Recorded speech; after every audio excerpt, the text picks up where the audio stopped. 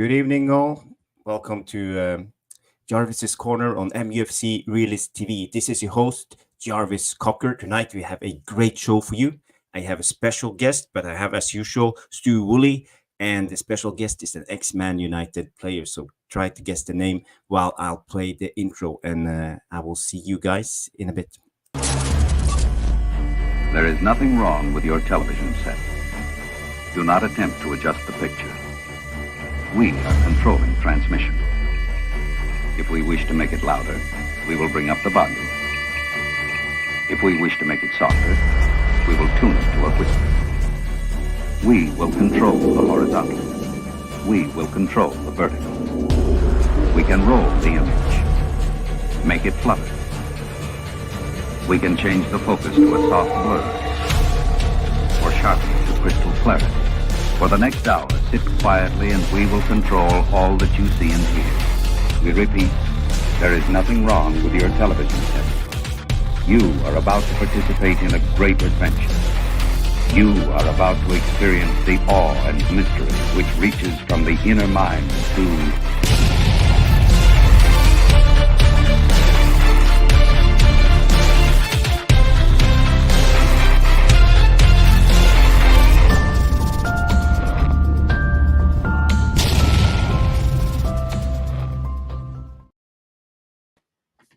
And we are live. Good evening, everybody. Good evening, VAR room, and good evening to my co-host Stu Woolley and ours. So first, let's get guest talks first. How are you doing, Phil? Good to see you again. Yeah, all good, thanks, Stu. All good. Sorry, Jarvis and Stu. Nice to see you both.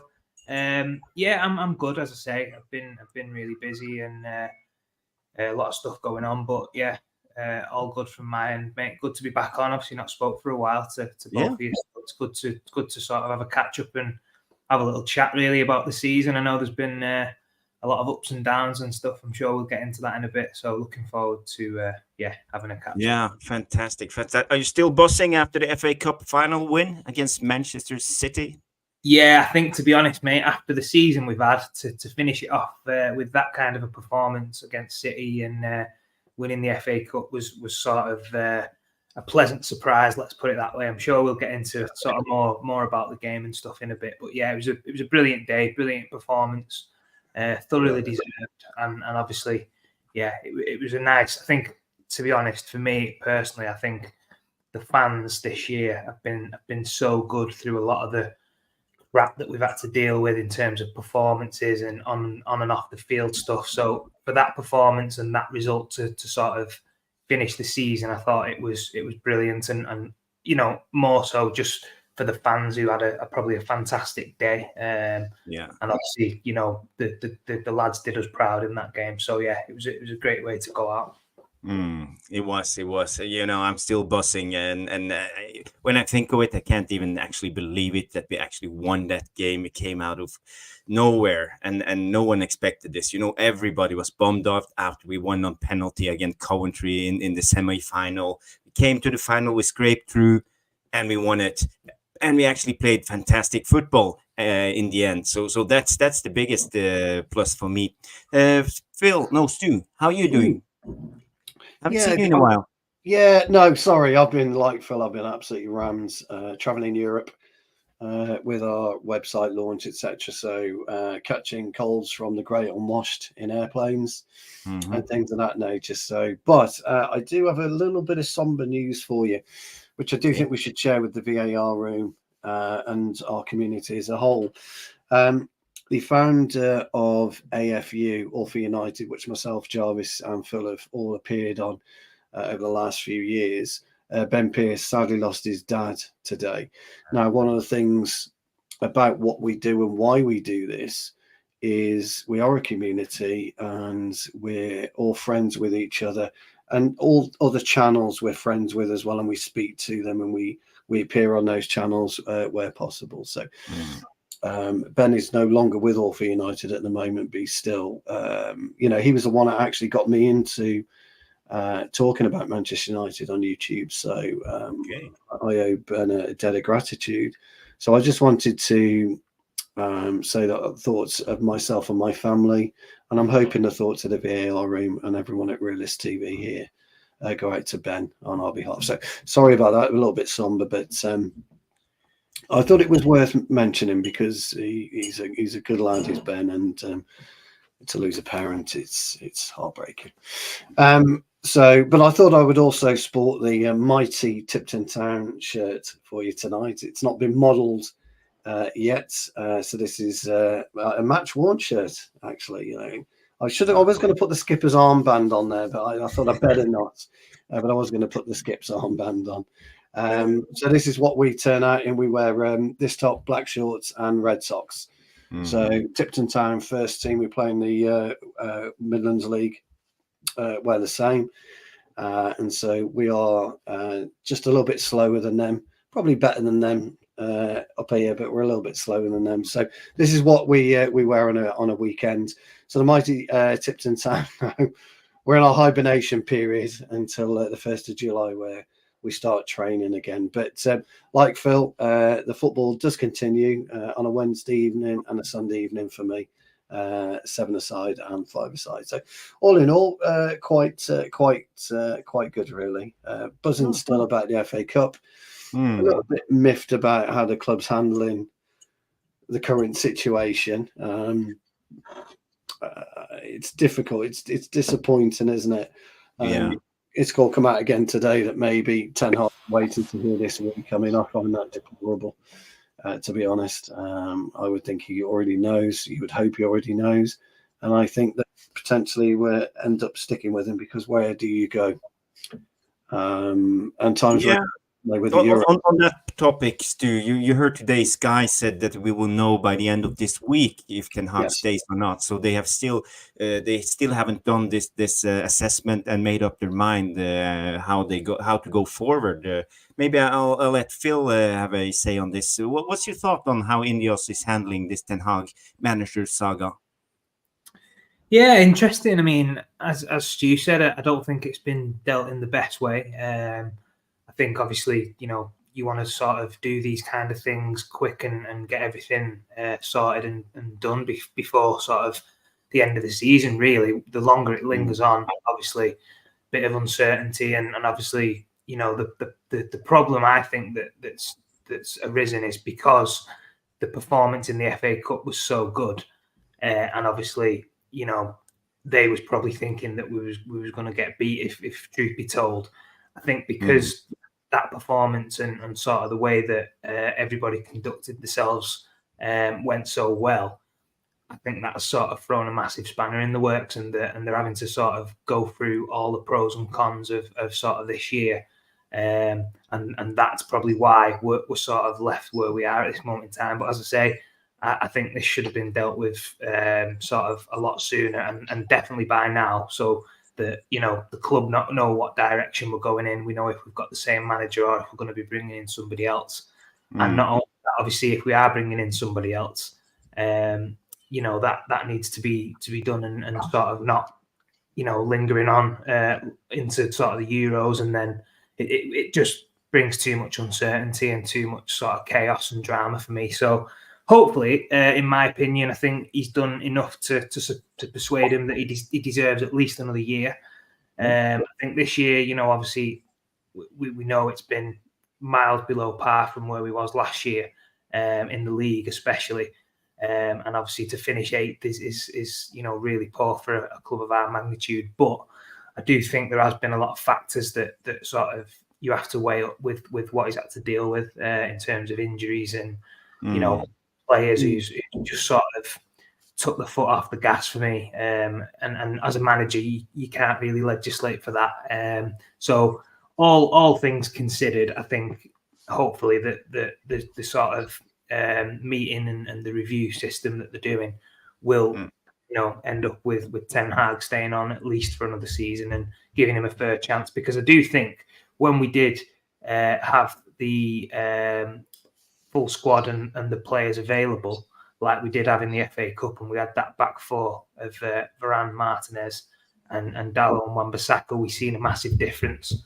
And it just made us look a lot more solid, a lot more settled, composed on the ball, being able to play through the lines like Ten Hag wants to do.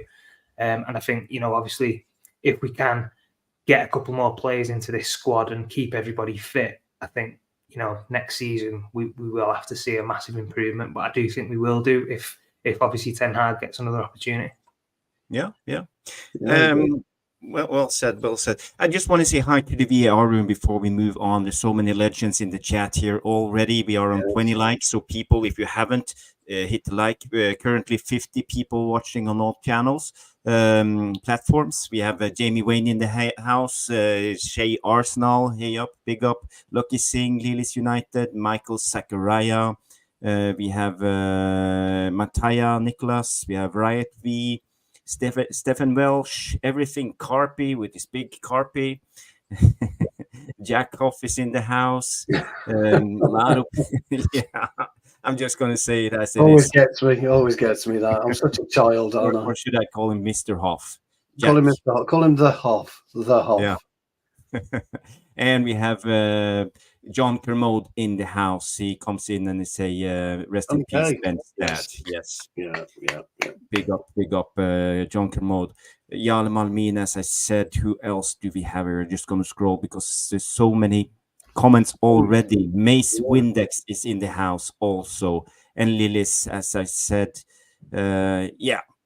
I will say hello to you more after a while when we go into the comments. And as usual, on Jarvis's Corner, we will do a Q&A session at the end of the show. So, guys, get your questions in, and we will address them at the end of the show. And now it's a special occasion. We have Phil Marsh, ex-Man United players, with all his know-how about Ferguson, ex-players, how it was to be a professional football player. So I'm expecting a lot of interesting questions from the VAR room tonight. So guys, start getting those questions in, and please mark them with the Q at the beginning and a question mark at the end. Then it's easy for us to select them from the buzzing chat. Yeah. Sounds great. Stu, you are handling the Q&A session afterwards. I will do. So, any questions you want to ask Phil, and put him on the spot. Ask him about Fergie.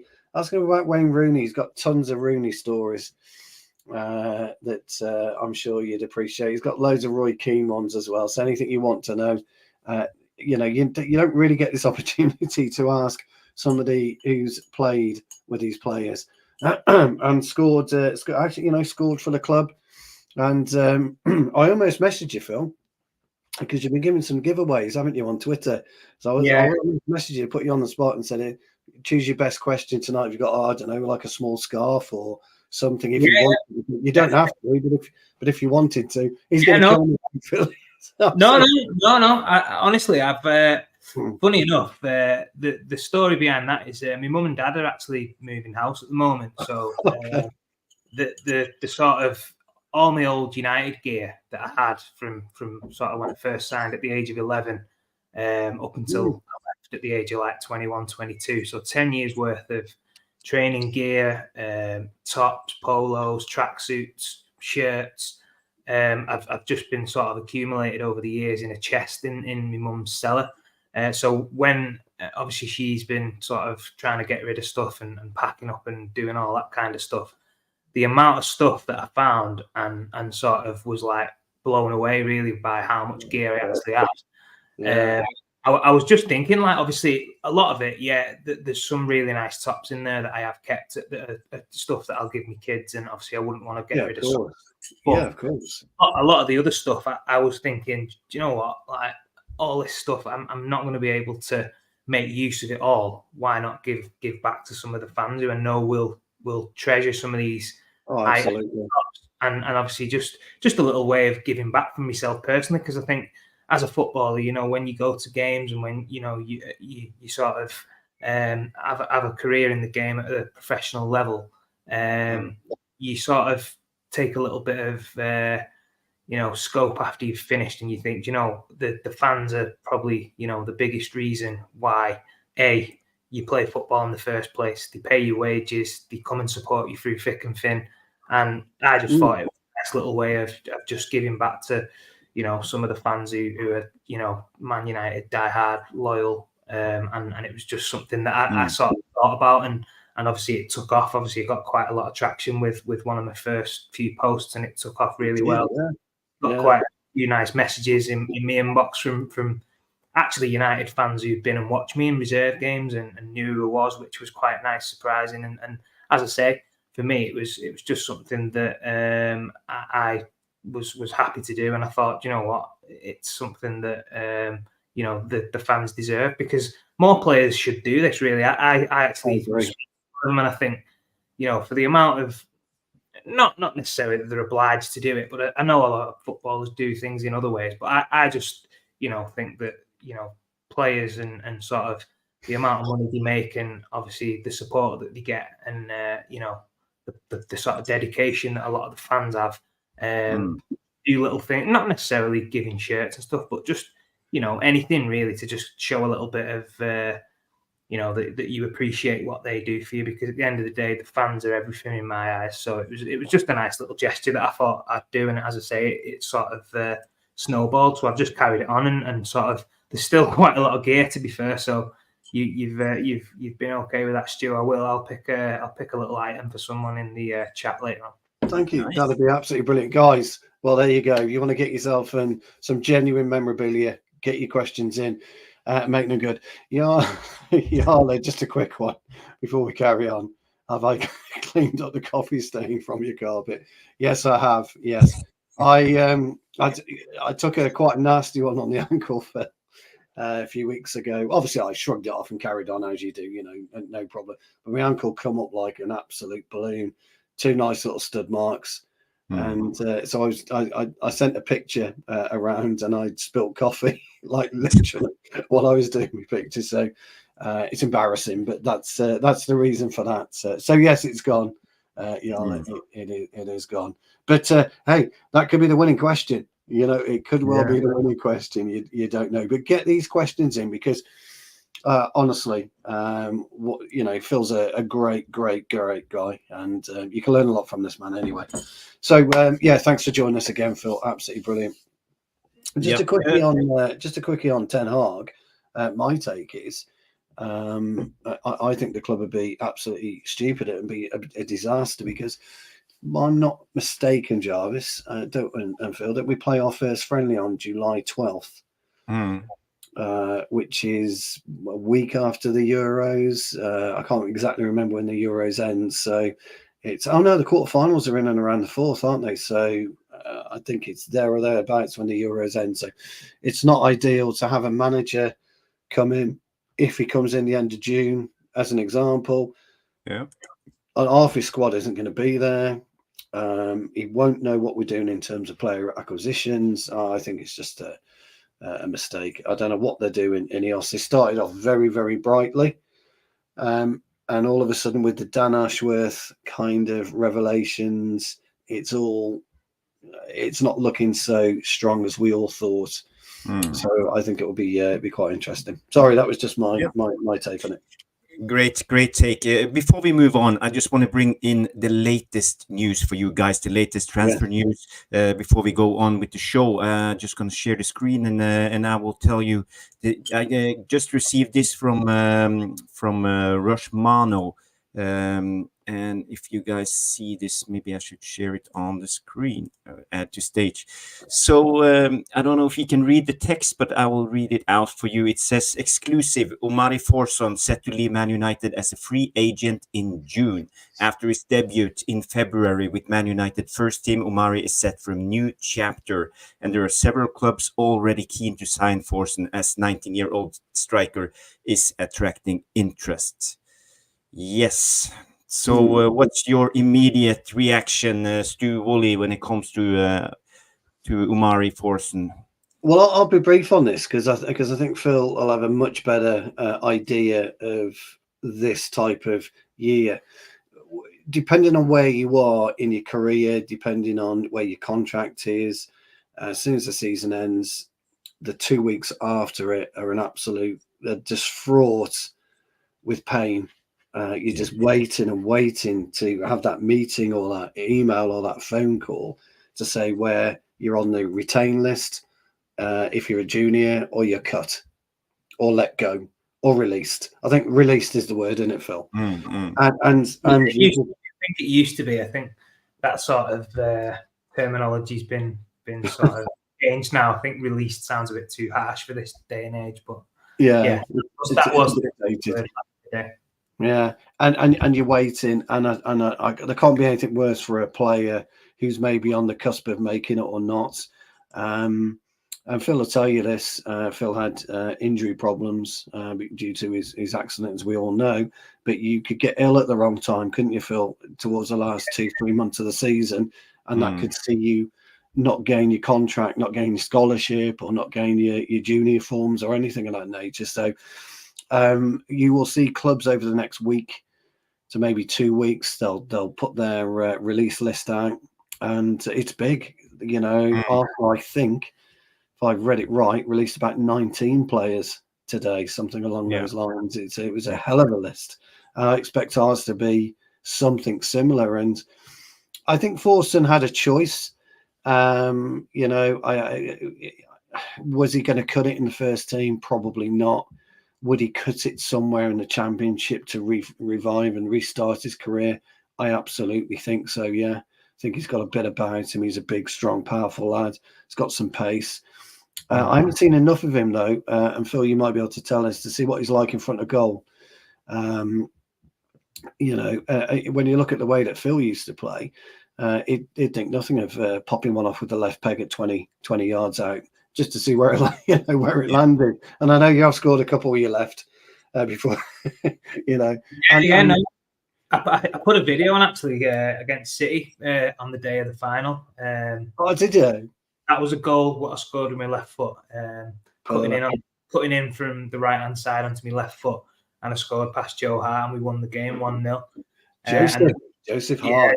Joe Hart. Now, I'll show you the video later, but the actual funny story behind that was actually at the time, Brian McClair had been on at me for a couple of weeks saying, you know, you need to start using your left foot a little bit more because you've got a cracking strike with your left foot. And he'd sort of mentioned it again prior to the game against City. So when I scored, I've cut in on my left and scored right in the top corner, and we won 1-0.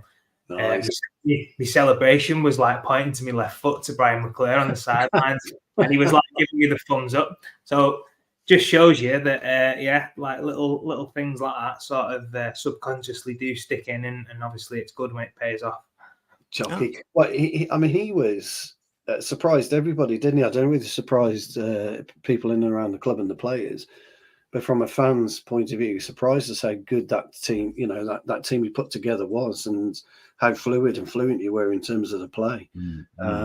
But he was a very astute coach, wasn't he? He was good. It was great. I mean, to be fair, I think Chucky was one of them, and I think at the time I was there, he was still at an age where he could join in and get involved. So he loved getting involved in sort of the Friday games, you know, when you have your little small-sided games just before you on the Saturday and stuff. So he was great, and I think obviously, you know, he's played at a top level as well. So you always sort of have that little bit of extra respect for somebody who's been there and done it as well. He was a great coach, as I say. I learned a lot from Chucky because he was obviously an attacking player as well. So somebody who was a great man manager and quite witty as well. Quite funny. So yeah, it was good. He was a good manager. He's into his music, wasn't he? Yeah, massively into his music. I think now, obviously, if you see him, he's grown quite a bit of a haircut nowadays. But I think that probably comes down to his passion for music and sort of all that kind of stuff. So, you know, fair play to him. I think obviously he's had a long stint in football, and he's probably letting his hair down a little bit now with that side of things. So. Why do you think he came out of the game? Because at that particular time, he was really revered as a coach. He reminded me way back in the 70s, Dave Sexton, an absolute revered coach, but not a manager of any note. But I always wonder whether McClair could have gone a bit further. But why did he come out of the game? Do you know? Yeah, I'm not 100% sure. I think obviously he was there at the time, obviously under Ferguson, and I think because the club was such a different place to what it is nowadays, and obviously, you know, when the boss decided to leave, and obviously gradually over them next couple of years things started to change, and that culture started to drift away.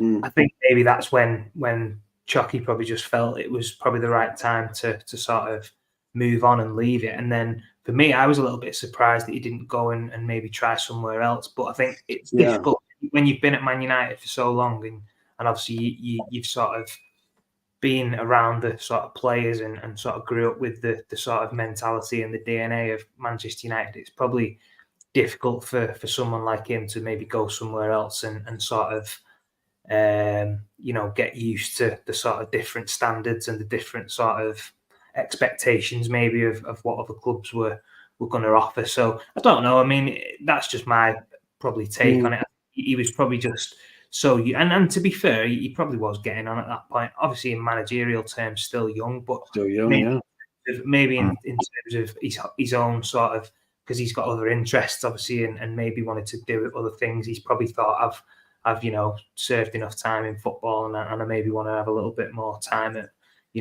exploring different avenues and business ventures. So that's probably what he's done, and fair play to him. As I say, he was a great coach, great player. He's had a great career. He's entitled to do what he wants, really. Yeah, no, I agree. Yeah, superb player, absolutely. But Brian McClair was a very underrated player in a way. It was never spoken in the same way as Mark Hughes or I would say no. But he was good. Yeah, Sparky he was flair, wasn't he? Well, some of his goal scoring was flair, wasn't it, Phil? Yeah. He loved the scissor kick, didn't he? Loved the volley and stuff of that nature. Whereas McClair was there at the right place, the right time to score a goal. Yeah, no, and definitely, I think that's why.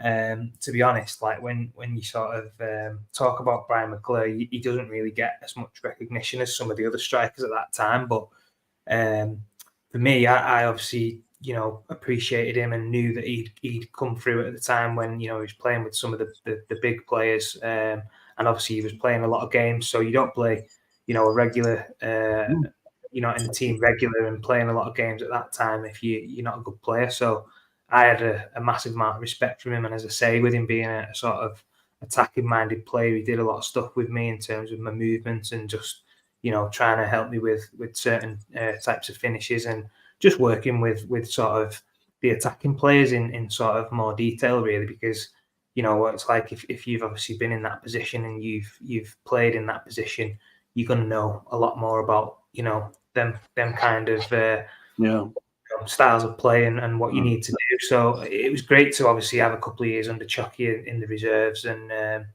he was really good with me. So that's all I can say on Chucky really is what a man. Sorry, Jarvis, we've gone off there. No, it's okay. I love hearing old stories about Brian McClair. That was my time, I'm at that age, so I grew up with that Man United team, early 90s, even late 80s. That was when I started watching Man United. So for me, following players like Brian McClair was always one of those I had an eye for, and he was a fantastic footballer.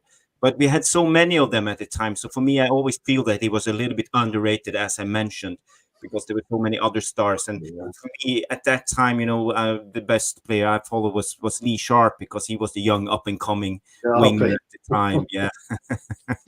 Yeah. And then the 92 guys came in, and the rest is history in a way. Did Fergie ever warn you about the Sharpster?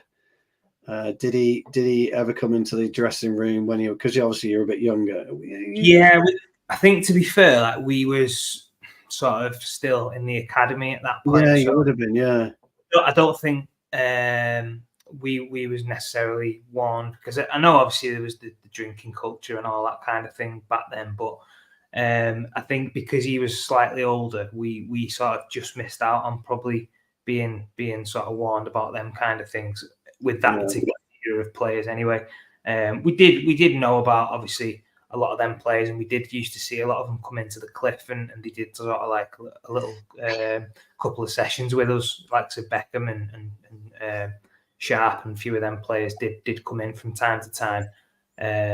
But no, it was great. As I say, when you sort of at the club, you still get your season tickets, and you go and watch the games, and obviously look at some of them players, and then obviously them coming into the Cliff and maybe watch you train or do a little bit with you, sort of positional sense, it was great. And as I say, that was a great era where I think obviously United were sort of just kicking into gear, and then obviously, as you say, the class of '92 come in, and from that point on, it just went from strength to strength, really.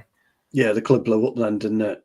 Yeah. I mean, it's always been popular, hasn't it? But the club blew up then. But the interesting thing about that particular era, and Giles will remember this fondly, but as good as Robbo was, geez, he liked a pint, didn't he? Jesus Christ, Robbo, fuck me, he liked a pint.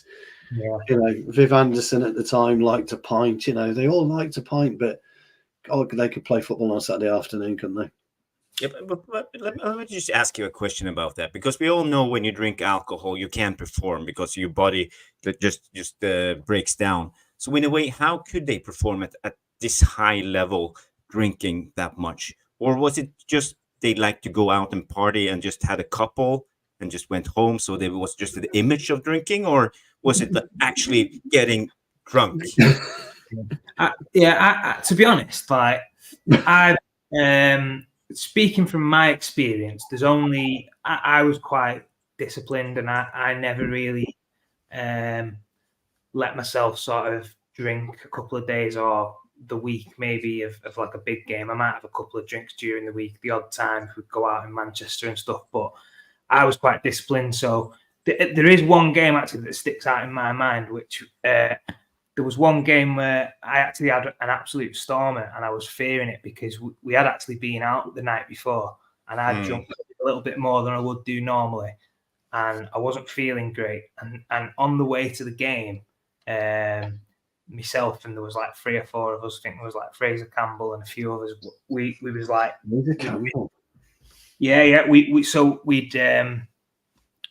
because we'd been out the night before.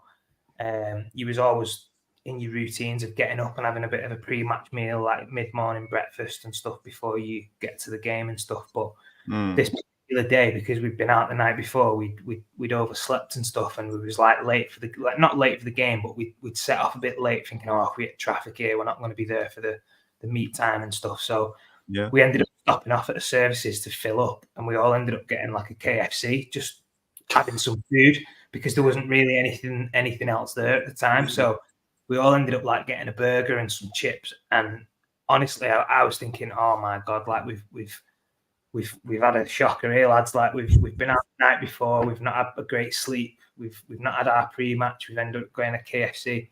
And honestly, to be honest, like we all played really well, and obviously no one knew. Obviously, if we'd have had a shocker, they'd have been asking questions. But I think maybe just look on that particular occasion.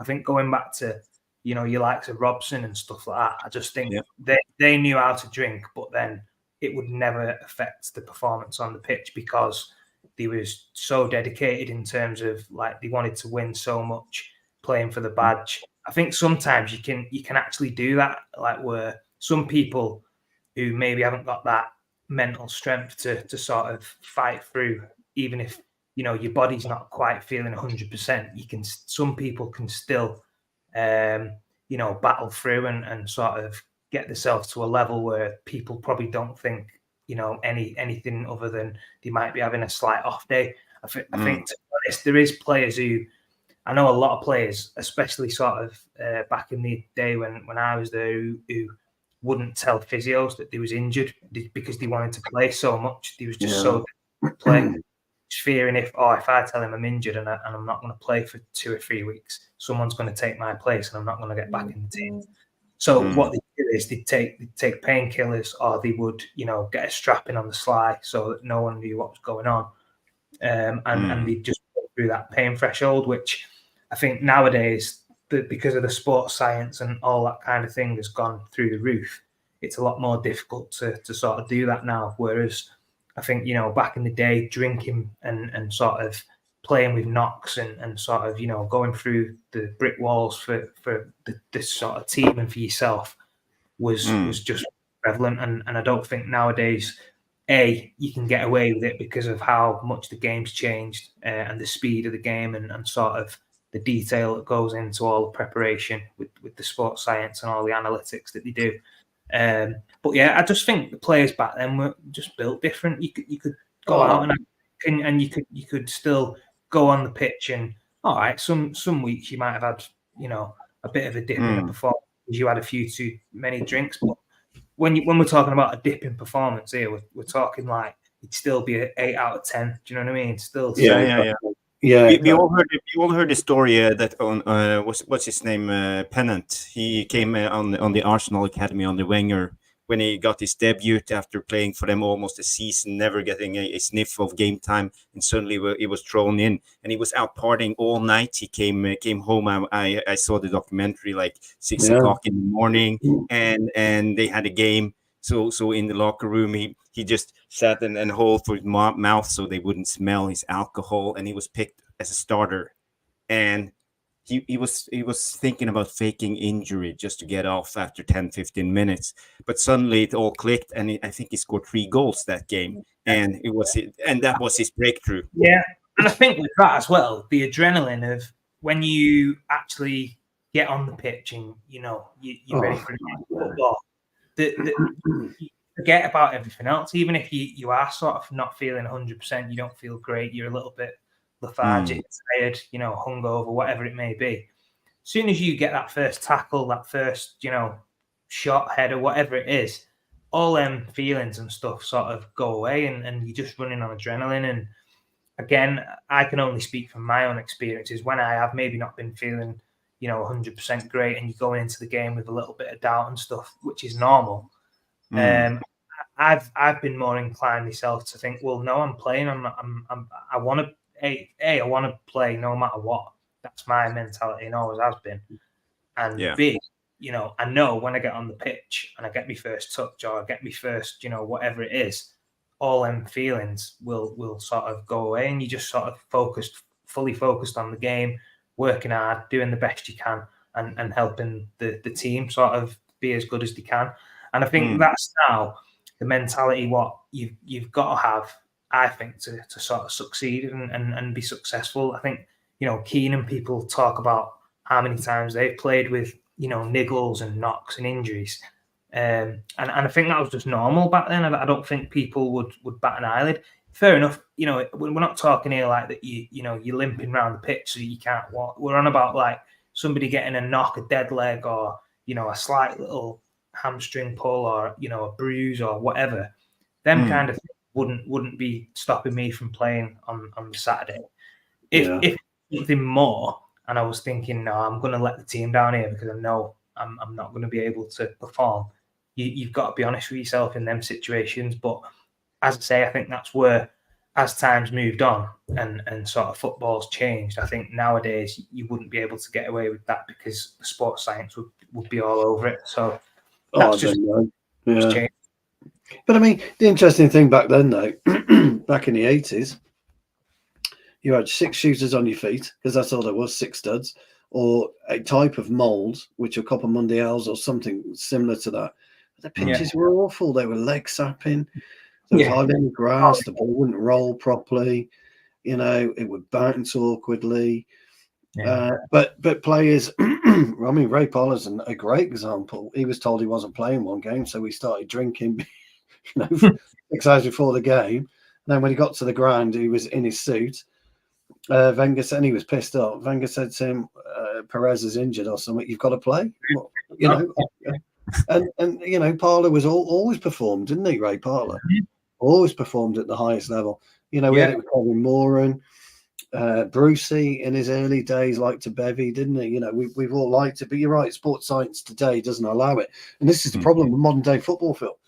This is the issue with it. Mason Mount is a great example of I'm feeling something, so I'm not going to play. Get the fuck on there, get on with it. And I think because now the game's changed so much, and there is all this doubts in players' mind about am I fully fit, am I not? Because what you've got to think is a lot of the players now, especially when you're playing for Manchester United, because you do get the most scrutinised and people do pick up on everything. I think players are sort of, because of where we are as well in terms of the way we're playing, obviously people are expecting us to fail. We're not in a very good place in terms of, the results weren't going well. Some of these players aren't having the right attitude for me in terms of, well, right, I want to be the one that comes in and changes that. I want to be the one, yeah. I want to be the one that comes in and gives us a bit of a lift, makes us have a little bit of a spark, gives us that impact, offers something different that we've not had. I think a lot of them are sort of going the opposite way, and they're sort of shrinking into themselves and thinking, I don't want to be the one that lets the team down again. I don't want to go out there and risk if I've got a bit of a knock, a bit of a niggle. Yeah. Whereas the attitude you've got to have is you're never going to be 100% fit as a footballer. You know, you're always going to have little knocks, little niggles, little, you know, a bit tight here, a bit tighter. You've got to think, you know, you've got to think past that and just think, you know, it's a game of football for the biggest club in the world. Can I go out there and express myself and show people what I can do? And I don't think enough of our players in the squad, which is why I mentioned a few times over the podcasts I've done this year, the recruitment of when you bring in a player in, is he the right character? Is he the right person? Is he somebody who's going to run through a brick wall for you? Or is he somebody who, okay, technically on his day, he's a great player, but can you rely on him to be there, you know, 9 times out of 10 on a Saturday when you need him?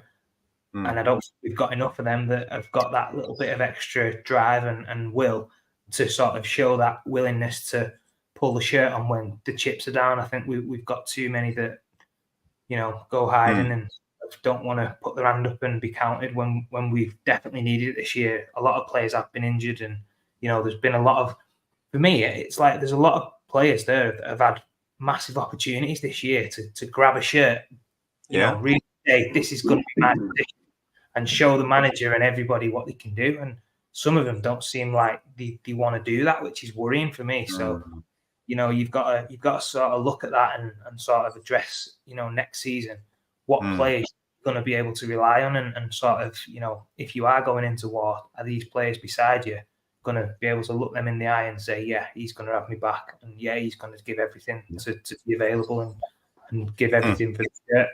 So that's the one worry I have got with sort of a few of the players that sort of we've got in the squad at the moment. But I'm hoping, you know, we can get a few more bodies in the transfer window that'll sort of give us that extra little bit of character and sort of steal in that position. You're 100% right, Phil. I've been talking about it for a while. You know, I think character first, ability second. Because when you've got some kind of character, they understand, and players around you understand the ability that player has, so they play to your strengths.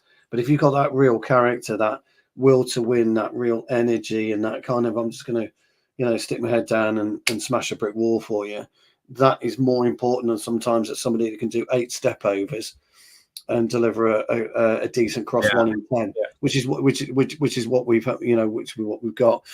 Brendan, just a quickie, get your questions in, mate. If you want to flood us with questions for Phil, get them in. Because I don't know if you're at the start of the podcast. If any of you are at the start of the podcast, Phil's going to pick the best question, and he will send you something. From his own personal collection of his own personal Manchester United gear. So, you know, brilliant. So get those questions. Brilliant. Yeah, I think it was interesting what you were saying about players not turning up when they had the chance. A lot of players this season, because of injuries, have had the chance to cement their place into the team and actually be a part of the future Man United squad that we are building. But none of them seem to have taken the chance, besides, I would say, maybe Garnacho and Mainu. Those are the 2 guys, and those are the youngsters. But a lot of the more experienced players haven't taken their chance at all. Or okay, let's say Harry Maguire. Then I'm not saying, but he did well. He took his chance well. But that's a little bit of the topic of the show. We're going to do a review of the season. But before we do that, I have 2 news we need to discuss before we go to that. And the second one came out from Fabrizio Romano today, and it's Manchester United and Liverpool have both been monitoring Gonçalo Iheanacho ahead of the summer transfer window. His release clause is worth 60 million, and Man United are still discussing internally how many centre backs they want to bring in. For sure, at least one right-footed. So have you seen this guy play? No. Mm, no. No. No, I've not seen him. I can't say I have. I'd be lying if I said I had. But I would say he's quite good. He's very aggressive. He is on the front foot as a front foot defender, and he has a lot of pace. So actually, just runs up the attackers and run besides them and use his body just to get him under control. He never loses, I would say, balance in his in a way. He's very good on offensive corners and free kicks. He has a good header on him. And for me, I think he looks like a young, up and coming, good center back. So I wouldn't mind if we bought a player like him for 60 million. Sounds reasonable, but I don't know if it's out of our budget for the summer. But he's one of those options. And when Fabrizio talks about them, there is something in the air. So it might be. The next thing I just want to bring up is this one. Today I heard some rumors about Bruno, and the rumor is Al Nasir in Saudi. They want to. There's rumors about the bid of 128 million pounds for Bruno. So the question is, would we accept selling Bruno for that amount of money? So who want to go first? Yeah, I'll take this first. Look, squad building is a very delicate balance, and you need funds to be able to do that. And sometimes you've got to think who is going to be an asset from a financial point of view. What's that asset going to be, and what can we do with that asset's money once we've got it? And that's the key questions you have to make. Would you want to sell Bruno? Ideally, no, you wouldn't. Absolutely. But if it helps the future rebuild, and you've got Jason Wilcox, who'll be looking not just this summer, he'll be looking at players 2-3 years down the line. He'll be making that distinction now on who they want and why they want to bring that in.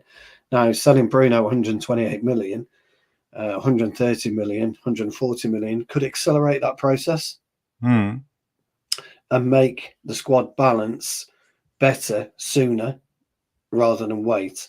Or your other dilemma and choices: do you look at Bruno and build a squad and a playing style around the way that Bruno wants to play? So controversially, for 128 million, 140 million, I would pocket the money and I would use that wisely, and I would make sure that what we did brought us a better return than what we're likely to be able to afford currently, because we're a bloated squad. We're bloated wage-wise, although Varane and Martial officially leave at the end of this month. So we're paying their wages until the end of June, 1st of July. We're still bloated, so we've still got this money going out of the account. So if you can get 40, 50 million from McTominay, and you can pull in 120 or 130 for Bruno, and you might be able to pull in 30 million for Casemiro, you're getting close on 200 million pounds potentially that you can do something with, plus the little bit of money that you have. Now that's a big ask, selling Bruno, and I think if you put that to a vote, if you put a poll up on that, it'd be quite divided within the fan base. It'd be 50-50, I think. But if you were looking at spending 60 million for a buyout clause for that fella you were just talking about, 60 million for Max Kilman, for Fofana, if we can get him on a free from Monaco, or we can get him cheap, Branthwaite at 60 million, you've got to find that money from somewhere. That money has to be generated from somewhere, and it doesn't just necessarily get generated from salary. It has to be generated from player sales as well. So, and that to me would be a starting bid from Al Nassr. Okay. You want to come to the table, come to the table. The interesting one I heard was the Bayern Munich links today, because there's no way Bayern Munich are paying anywhere near 128 million for Fernandes. And if it's what we hear is true, what we read is true, and that Bayern are already speaking to Bruno's agents, then Bruno's given them the nod to do that. If it's true, his agents can't just go and talk. Bruno said, if you get an inquiry, explore that inquiry. Don't bother me with it too much, but explore that inquiry. So, squad rebuilding, you have to be ruthless. Fergie did it all the time. Keane, your time's up. Robbo, your time's up. X, Y, and Z, your time's up. Yapstam, you've got to go. You've got to go. You've got to go. Then in hindsight, you understand the mistake that you made. Bruno's been with the club 6 years, something along 5 or 6 years, something along those lines. Does he feel he needs a change, or do we feel that we need to change because we need to get the finance in? So it's a difficult one, but if that type of money was on the table, then you must accept. Yeah, I like this comment from John Kermode. It could be a situation like Coutinho with Liverpool: sell your best asset and allow you bring quality in positions you really need, and they use that money to buy a goalkeeper, and I think they bought Van Dijk. Yeah, they bought Van Dijk and Allinson that season, didn't they? Yeah. So I think that strengthened their squad in sum total, even though Coutinho was a brilliant player when he was at Liverpool at that time. But it needs to be a lot of money for us, and especially personally me, to sell Bruno, because I think he's such a vital player. And I didn't even think that this season, before the Crystal Palace game when we lost, was it 3-0? We lost that game away. And Bruno wasn't playing, and we were toothless. We had nothing. No one took charge of the game, tried to do nothing. So for me, I think I realized how important Bruno is for our creative force going forward, creating chances. I don't think we have anyone else who can do that type of job. So he needs to be replaced with a top class player. Like, for example, I saw people mentioning Florian Wirtz from Leverkusen. There's other names, but then we have to have at least 120, 130 millions for Bruno, because the club won't get all of that money. It will go to his mother club, childhood club. There's always things. I don't know how the deal with Sporting is, so maybe we'll get 65% out of that money, maybe 70 if you're lucky. I don't know if there's a sell-on clause. I'm not sure, but but the other thing is, you can't keep buying from abroad. I've said for a long time now, you've got to buy from home. You've got to buy Premier League proven players, because we're in a situation now, and Ten Hag will be in a situation, if he's retained, which I think he knows he's been retained, that it's a make or break season for him either way, and he will know this coming into it. So he will know when he comes back of his holiday in 2 weeks' time that he's in for a make or break season, whatever happens. And so you've got to look around, and you've got to think to yourself, I need to give myself the best possible chance of success. Now, is buying a centre-half with promise from whoever at 60 million the gamble that I need to take? Looking at the gamble that didn't pay off with Anthony, looking at the gamble that never paid off with in Donny van der Beek, looking at the gamble that's only just really realising its potential with Amrabat now, looking at the gamble with Sancho. I mean, these aren't all Ten Hag's, but these are club gambles that just haven't worked for us for one reason or another. Can we keep affording to do that? There's a very short answer and a very straight answer, and it's no. So you've got to look around. Who understands the league that we're in? Who understands Manchester United? And who understands, where I need to be as a manager and how I want to play? So you've got to look at it, and you've got to think to yourself logically, and Jason Wilcox should be looking at it from a logical point of view and trying to work out what positions I want and who can I bring in that's going to slot in and understand the Premier League from straight away. And those are likes of Max Kilman. Those are likes of Robinson from Fulham, as an example. I know he's a USA international, but Robinson from Fulham. Those are likes of Paulinho. These are the types of players. This is why Liverpool, Chelsea, City want Bruno Guimaraes. If they're going to spend that type of money, they want somebody who's proven in the Premier League. That's what they want. This is why people are after Isak right now. They're proven in it. Ivan Toney to an extent. They're all Ollie Watkins. They're all proved. Jared Bowen, who you like as Jarvis. He's proven. These players that I'm talking about are proven. So that's I mean, Phil can tell you about squad balancing better than I can, but those are your challenges that you have. So it's all right saying, let's go and get Wesley Fofana in, let's go and get Frimpong in, blah, blah, blah, blah, blah, blah, blah.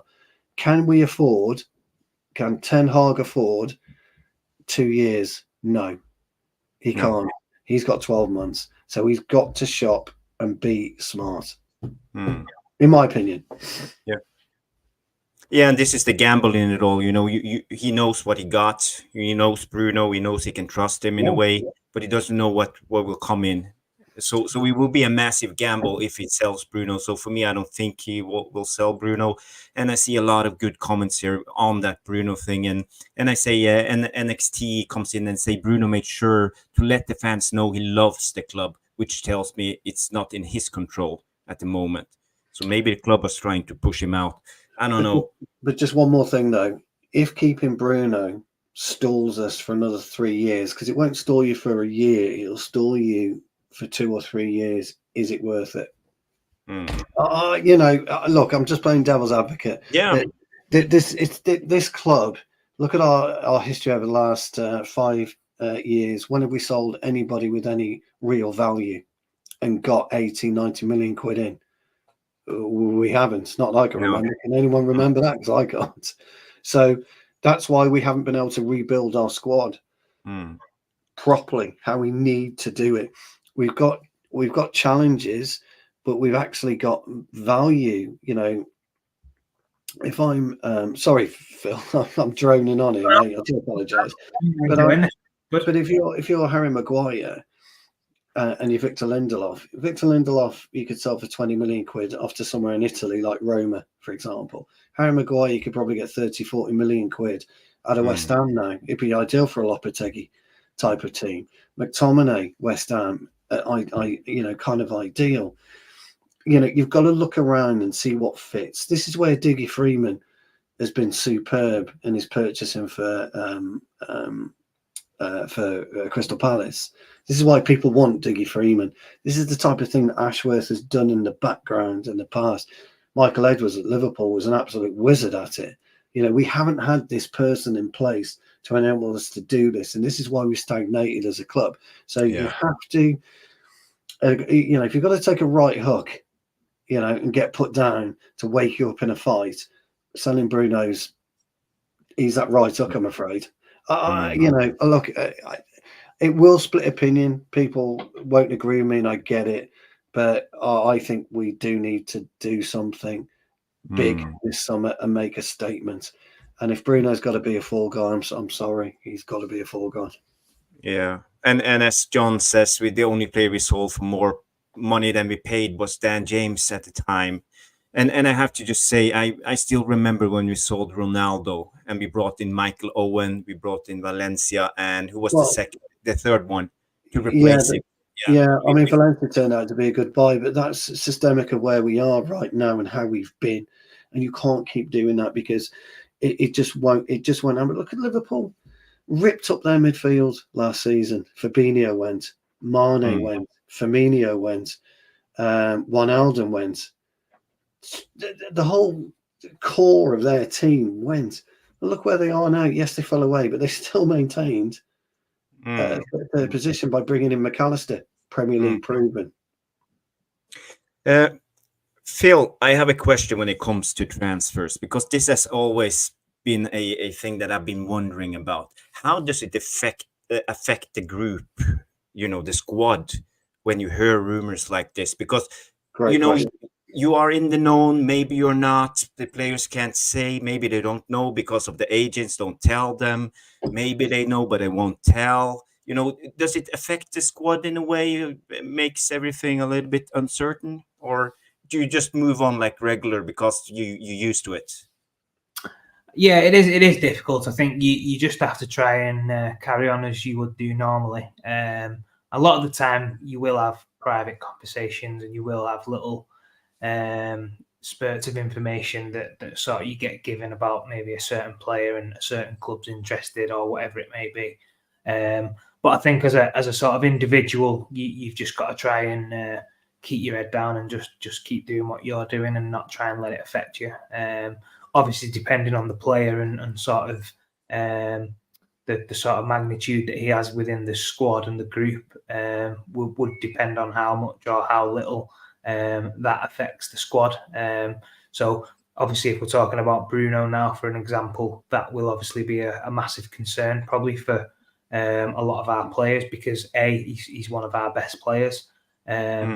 B, obviously he's a great role model for some of these younger players, I think. And obviously he's obviously, you know, led by example. He's very passionate. He loves the fans and stuff. So I think this particular rumour will sort of be getting talked about within the squad, and sort of there will be sort of split opinions. And I think, as Stu said, I was just thinking then actually, as Stu was sort of speaking about when the last time it was that we sort of you know, sold a player for a bit more of a profit than when we bought him.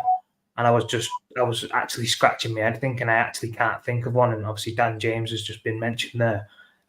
But I could think of about 10 straight away where we've bought them for mega money and we've lost absolutely, you know, hemorrhaged money on you know, buying players, Di Maria, Alexis Sanchez, all these types of players. And we've been you know, doing that for so long, where we've been buying these big name players that haven't been delivering and being the right characters and people to bring in, that we are actually suffering from it now. And I think, you know, at some point you have got to just maybe, you know, put the chalk in the floor and say, this is enough's enough. We're going to have to maybe, you know, sell one of our bigger players, make a bit more money on it, and just take a hit and maybe a bit of short-term pain for a bit of long-term success, which could be the situation with Bruno. Obviously, I'd be sad to see him go if he does, but you know, that kind of money being banded around, if you can get 130 million plus, then I think, you know, at this period where we're at, it's a bit of a no-brainer. We need to get some money in so that we can, you know, use that in the best way suited for the club. I mean, Neil's right. He is our best player. There's no dispute about that, pal, at all, and that's what Phil's talking about. But there's just as Phil's right, you got to draw a line in the sand, or you got to mark a chalk line on the street and say we've got to do something. We've got to redress what's been happening. And you know, as fans, we talk about this gulf between Arsenal, City, Liverpool, Aston Villa to an extent, and even Tottenham now, because they finished, you know, miles ahead of us, really. I know Tottenham had a bad end to the season, and we've done nothing to alleviate that distance from growing. And you know, there are times where if you've got a Phil Marsh in your team, and he's got that value to him, like Mbappe has this value to Real Madrid, so much so they're lavishing money at him because they see the value to it, then you sometimes have to take it. And the other interesting thing you've got to consider is that the Saudi League has had this drop off in the past 2 to 3 months. There's been this chasm between the 4 clubs that are owned by the Newcastle owners, the PFI, and these other clubs are scrambling to get back to it. And Al Nassr want these types of players so they can go ahead and change and topple El Attihad, whoever it is who won the league, and they will pay the money. But you're not going to see them overpay this year. Last year was a one-off, and you know, and we didn't even get anywhere near flogging a player that you know, to Saudi Arabia. You know, Mane was bought for 60-70 million and earning 600 grand a week. Jordan Henderson went for something stupid and earned 700 grand a week. We may have missed that boat. So Bruno represents this golden ticket. And if I'm Brailsford, I've got to be honest with you, and I'm looking at the numbers, and I'm Barada, and I'm looking at the numbers, I am thinking 2 or 3 years ahead. And if Bruno gives me that open door to go and do what I need to do in those 2 and 3 years, you have to take it.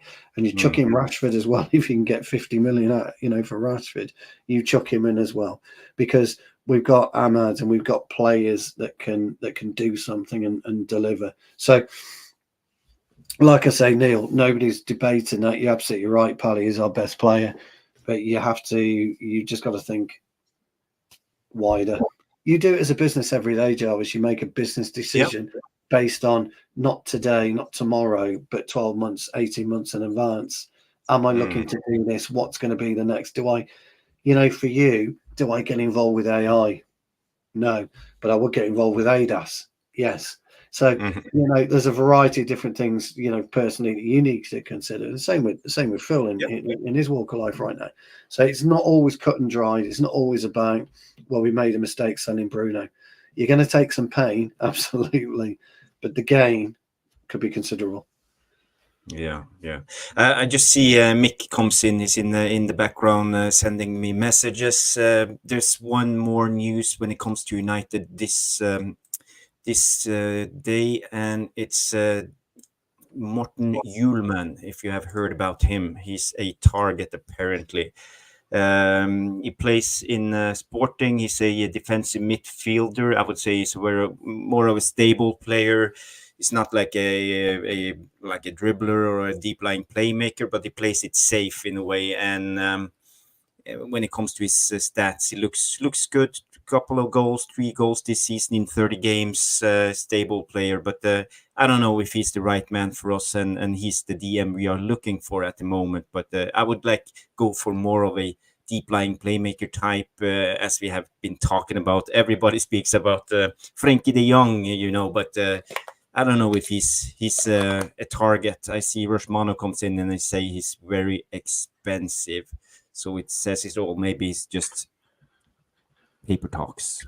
Again, if we are with this and you've got this expense, you've got to offset it somewhere. It's got to meld together. And people are talking like they are right. By the way, you lose Bruno, you lose a leader. You do, but somebody then, as Phil said, has got to step up to the plate.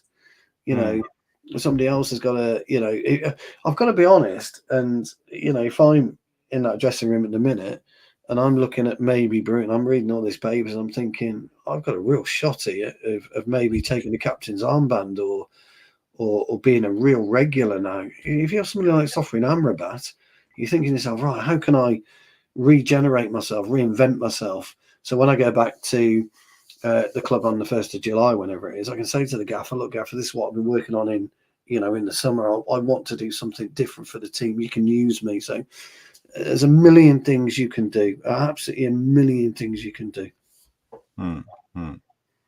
Yeah, I see George Best comes in and said Mats Pfeiffer is our man 100%. And yeah, I really like Mats Pfeiffer. I did some scouting on him.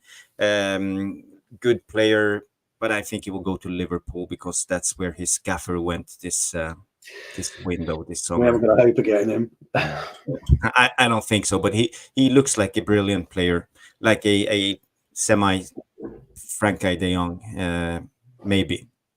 But I don't think we will get him. Too sensible of a signing. Phil, do you have any favorite players you would love United to bring in this window, maybe to strengthen the squad? And where do you see us need of strengthening? Well, for me, obviously we're going to need to replace Varane, so centre half is a must. Who to bring in at the moment? There's no one really that jumps off the paper at me at the moment. But definitely that's a position that we'll definitely need to strengthen. Obviously, being a former striker, I always look at centre forwards, Martial leaving, and obviously only having Hojlund as a real number 9. I think we definitely needed another centre forward when he first signed anyway, but this summer definitely we're going to need another central attacking player. Again, there's not really anybody at this moment in time that I feel sort of screams, he's the man for us and would come in and sort of make an impact straight away, which is what we need. But I heard talks about Ivan Toney. He's Premier League proven, but I don't know. Yeah, I mean, to be fair, Ivan Toney, I like him. I think he's got a lot of good attributes and stuff. But I just feel like we're at a bit of a crossroads now where this next sort of transfer window or the recruitment side of things, and certainly the next couple of windows, we need to get it right. We need to make sure that the players we're bringing in, are A, value for money, and B, they're the right characters to bring into the club, and they want to be here for the right reasons. I think we've got it wrong far too many times over the last, especially over the last 4 or 5 years, with bringing in the wrong kind of players and people who, are just maybe links with former managers or expectations and stuff. When now I think is the time where we've got to start making sure that the players that are coming in are going to do the business and are the right people. And even if it does take them a little bit of time to, find feet, they are going to be somebody you can rely on, not injured all the time. Not, there's too many players for me that have signed for Manchester United, been given all this money and 5-year contracts, and they just take the foot straight off the pedal. And then it's like, you're stuck with them then, and they're just sort of more of a problem to you than sort of an asset. So this next window for me, we definitely need to sign a centre-back, a midfielder, and another centre-forward. But who it is, I have actually been thinking about it, but I wouldn't be able to sort of give you any real concrete names that I'd be, really confident with bringing in that would be the right fit and are going to take us to the next level at this moment in time. I think, in world football at the moment, I was thinking about this the other day. If you go back sort of 4 or 5 years, there was so many world-class number 9 strikers that, Lewandowski, people who we wouldn't sign, but, there was loads of strikers that were there, and you think, they would be great for us and would make a massive difference. Whereas as now, there doesn't seem to be that many about. I like that. The Benjamin Sesko one was a good one. I think he's got a little bit of something that I like, and I think he maybe looks as though he's got the right attitude and maybe the right characteristics to be a United player. But again, I'm not 100% sure because I haven't seen enough of him. And as I say, I'm still a little bit on with some of the people that I've sort of had a look at. Yeah. Yeah. You have a couple of, I say, Mick comes in and say Victor Gyökeres and then Matheus Cunha are serious links with Man United this summer, and both of them look decent. Gyökeres, I think he scored 43 goals this season in Portugal, and Cunha is Premier League experience, a little bit injury prone, but it looks good. So I do like Paqueta from West Ham. I don't know whether he's been linked to anyone. Paqueta from West Ham. He Manchester City wanted him last summer, but I think he's banned. I think he's banned, isn't he? Isn't he banned? Yeah. Wasn't he betting? Yeah, he's betting against himself or something like that. So I think he's going to get banned. But being the old-fashioned strikers is kind of a dying race in football. You see now, even with us, with Hojlund, we actually play better without the striker, with the false 9. You see Manchester City struggling with Hojlund on top. There's something with the dynamic of football, of the modern-day football, and how they like to set up with just one striker. It feels like modern football and modern managers want to play more with the more shifting players all over the place in a way. And oops. What have you done? My chair. Oh, okay. It's good. Fell apart. Sorry, blooper. Cut that out of the show. Yeah, but it's more of a dying race when it comes to modern football. So do you think we will go for a striker, or just go for a player like we have been linked to this Crystal Palace forward, or someone calls him a right winger, but it's very versatile in a way. Yeah, I think you're right there with the way the game's gone and sort of the transformation of football, the actual number 9 position and sort of what that player used to offer has sort of changed now, because there's a lot of inverted wingers and sort of, these kind of strikers, if you like, that play in a front 3. So the attacking players now sort of maybe fall under a different umbrella or bracket, and you have to be more flexible to play off the left, play off the right, play as a false 9 and what have you. So yeah, I definitely think that will be looked at, because again, the way that we sort of play, Hojlund, to be honest, does a good job for me. I think, when he sort of plays in that number 9 role, he gives defenders a bit more of a hard time. He will get stuck in. He likes a bit of a tussle and a battle, like we seen the other day when he came on in the FA Cup final. Obviously he's fresh legs, but he was chasing balls and he was, shrugging people off, which you want to see. And that's the sort of era that I grew up in, when as a number 9, that's what you're expected to do. Yeah. Hold the ball up, be strong, set the ball, and then get yourself in the box. I still, have a soft spot for that kind of, striker and that type of player. But again, we sort of don't have that many options for me at the moment who I think would be able to come in and maybe, take us to that next level. So these inverted wingers and sort of attacking players that can play in a few different positions will probably be the best bet in terms of, bringing someone in. I think that's where we will go. And obviously we've been linked with Elise from Palace, who I do like Elise. I think he's very talented, just sort of not 100% convinced with, I don't know the guy personally. I just think some of these players who have that little bit of a swagger and a little bit of a player, once they come and they take that next step, into a bigger club and massive contract, and do they then take the foot off the gas and, all the tricks and flicks sort of go back into the cupboard, and they just sort of, do the bare minimum and sort of don't excel and sort of try on and take themselves to the next level. I've just seen it happen too many times, so I am a little bit worried with somebody like him.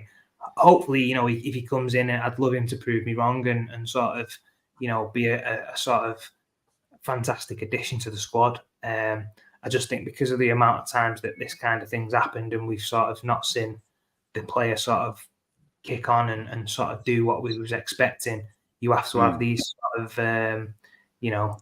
things in your head, because it could happen, and we don't want to, again, start in a situation we are with the likes of Sancho or, something like that in 3 years' time, because, the expectation of playing for Manchester United is massive, and some players, don't want to, thrive and sort of in that situation. They just take the easy way out. And there's always the question about attitude when it comes to a lot of players, and now we hype up a lot of these young players to become the star even before they have made it. And this is one of the problems of modern football. In a way, you see a lot of academy players driving Ferraris at the age of 18, and they haven't made their first professional contract yet, so and being big stars. So this is a big of some of the problems of the modern football.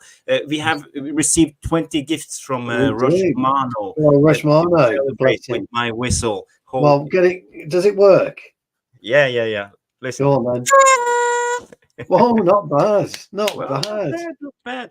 Let me read out the new members. We have 20. So we have Ashwin, Everything Carpy, Done and Dusted, C3 Poo. Colin Park, Welsh Girl 68, Richard Hawkins, Paul MUFC, Sheila Owens, Silverman, Phil Jones, Ashida John, Ian McDonald. No, that was just a comment. Peter Mew, Morty, Del Gray, Sir Rama Abjint, Ollie, SRK, Irfan Arnold, Tifan, and Tifan was the last one. So thank you, everybody. Excellent. Welcome aboard of the MUFC Realist TV team. And remember to thank Romano in the chat if you received a membership. Fantastic. Thank you, Romano. You're always a legend of this channel. And a brilliant man when it comes to transfers. Always reliable and sends me updates during the shows. So thank you, Romano.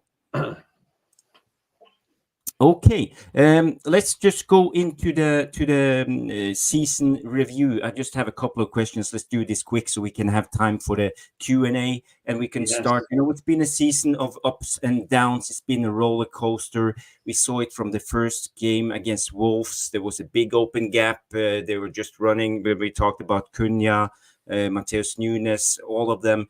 And our defense looked terrible. We defended we didn't defend as a unit, and this was repeating itself during the season, and Ten Hag was under a massive critique because of how he set up his team. We tried to play on the front foot, high press, high recoveries, but we seemed to lose the ball all the time, and the opposition took us on the break all the time. So and Ten Hag, he kept persisting playing this way over and over again, and we didn't succeed at all in a way, and we took a lot of points against the worst teams, and we didn't even play good. We won the games with 1 goal, 1-0 or 2-1, and we received a lot of shots on goal. Was always like 20 shots on goals plus every game. So it's been a tough season sitting here, every time going on with the match reactions, trying to defend Ten Hag, trying to defend this group of players. But there's been some ups, and I would say the Liverpool game in the FA Cup final, we had some good games in I would say late January, early February, when players came back from injury again. We had some spells of good games. We could finally see, for example, Hojlund coming through, scoring and looking on fire for at least 3 to 4, maybe 5 games in a row. So there's been some positives. So for me, we will just start and talk first about player of the season. So who want to go first, you or Phil? And have their say. Who do you think is the player of the season for Man United? I think Kobbie Mainoo for me. Kobbie Mainoo, just purely based on his age, coming into the squad at the time he came in, being so mature and not looking out of place. And then not only that, like after a couple of games being the best player, basically, majority of the games that he's played in, to have so much control and sort of, no fear, which is what you get as a young player anyway. But playing for Manchester United, coming into that role and sort of embracing it, and, looking to me as though, he's a player that, for me, we need to make sure, we wrap him in cotton wool and build a team around him sort of forward. I think he's going to be an absolutely sensational player. We've seen a lot of his qualities sort of in this first year, but he's only going to go from strength to strength. And I think the best thing about him is when you listen to him speak, he's very grounded, which you need to be. And his attitude is, he's always wanting to improve and get better. And he's definitely not the finished article for me yet. But I think just purely based on them traits that he's shown and the performances that he's delivered, although he's not played all season, for me, he would get Player of the Year for me, just because of, how much of an impact he's had for such a young player. And obviously, really excited about the future that he's going to have. And as I say, he's one that I would be looking to build a team around moving forward. Okay. Yeah, I think a lot of people agrees with you when it comes to Kobbie Mainoo. The only thing I think people don't agree is when it comes to he didn't play all the season. He came in with an injury and then wasn't actually available. Was it against his first game of the season was around, I would say, late December or January, I believe. And he came like really when he scored that goal against Wolves in that 3-2 game. So that was Kobbie's, I would say, breakthrough as a player this season. So he played half a season brilliantly, and I agree he was very impactful. But there's other names mentioned in the chat like Dallo. I see people mentioning Bruno. So Mr. Woolley, what's your take? Who's the player of the season for you? So if I was in that dressing room and I get the call, the gaffer says, who's your player of the season? I'm like going, do I have to vote? Would be my question to the manager. And Phil's been there, and he knows what I'm talking about now.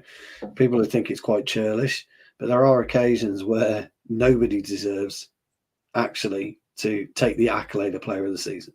The only problem that we've got as footballers, and Phil will tell you this, you have to pick someone. You've got no choice. You've got to pick someone. So it's then, who do you pick? And Phil's got a massively rounded argument for Mainoo, and I don't disagree with anything he said. the way that he has played and carried himself as an individual. I mean, one of the attributes Phil was talking about is your individual personality and your persona in the dressing room and on, and on the team. And that's where you don't have to be sometimes the greatest footballer on the planet. It's just what you bring to that team is ideal. I agree with Bruno. He's been, again, a bit like Kobe, is that probably only played decent for 6 months of the season. And I think, unfortunately, and I hate to say it, and I do hate to say this, because you both know my opinion on Dalot. I think he's absolutely useless at best. He has been probably our most consistent player this season. But and that's bad. And I'm not picking him on for anything else, just his consistency. Now, as a footballer, you like consistency because it's like Gary Neville-esque. Rio Ferdinand always talks about, I never had to worry about Gary Neville at all. I knew where he was at any one time. Dalot, you do have to worry because of where he appears on the pitch. But from a consistency point of view, Dalot has to get it. But, if I didn't have to choose, I wouldn't. And that's how bad it is for me. That if you don't have to choose, you wouldn't. Because sometimes you can say, right, well, yes. Well, actually, I could choose 5. So now I've got to start working out how I get down to that single player. You can't do that with this. So I don't disagree with Phil, and I don't disagree with the guys in the chat in the VAR room. But for me, if I was really pushed, it'd have to be Dalot, but I wouldn't pick. Quite frankly, I'd find somewhere but staying. Yeah. The next question is, we all heard this best player of the season. Every channel had talked about it. So let's talk. What's the most controversial moment of the season? I'll give you some of them. You have the Garnacho offside against Arsenal. You have the penalty against Hojlund when Rodri fell down against Manchester City. You have the Dalot red card. You have the penalty against Liverpool with Wan-Bissaka not even touching his legs. There's been so many controversial moments this season. What do you have in mind, Stu, when you think of controversial moments, and what was the most impactful in your mind? So I'm going to go with our good old friend Onana for his Champions League efforts this season. I've been watching some of them again, and I just think, oh my God, what was he doing? And the reason I've gone for that is, look, the offside against Garnacho, always difficult. VAR got it wrong. The same game, there was a Hojlund Gabriel penalty decision, which is a stonewall penalty. I don't know why that wasn't given. And then you talk about the Rodri issues and so forth. But those are errors you can kind of live with, but you can't live with basically Onana chucking the ball in the back of the net or giving the ball away to the opposition when he really, had a clear 50-yard pass. Instead, tries to lay into Lindelof and he gets caught, etc., etc., etc. So for me, the most controversial was Onana's Champions League exploits. However, credit where credit's due. He went away, he got dropped in the African Cup of Nations and realised, Jesus, I am pretty poor right now. I need to sort my life out. I need to sort myself out. And he did. And you've got to give him credit. But for me, there was too many controversies that Onana did within that very short spell of Champions League football. So for me, it has to be Onana. Sendings off, offsides, fouls, Penalties. whatever. It just is what it is. I'm sorry, but I mean, Phil's played the game long enough at the highest level. It is what it is. You can't do anything about that, but you can as an individual, and Onana was the one for me. Phil, most controversial moment of the season? Do you have any particular memories that comes to mind? Well, I think we've covered a lot of them there. Sorry. No, to be fair, like I would just go with the Sancho situation. I think Yeah. in terms of like for me, looking at it from the player's point of view, I just can't understand and get my head around why, as a player, sometimes you do have, disagreements with managers. You might not see eye to eye with everything that they say. There are going to be conflicts at times, but inevitably, a manager, you as a player, you shouldn't really be questioning and sort of going against the manager's decisions. I think the way that Sancho dealt with that whole situation, he probably will feel, looking back in hindsight, he probably could have dealt with it a little bit differently.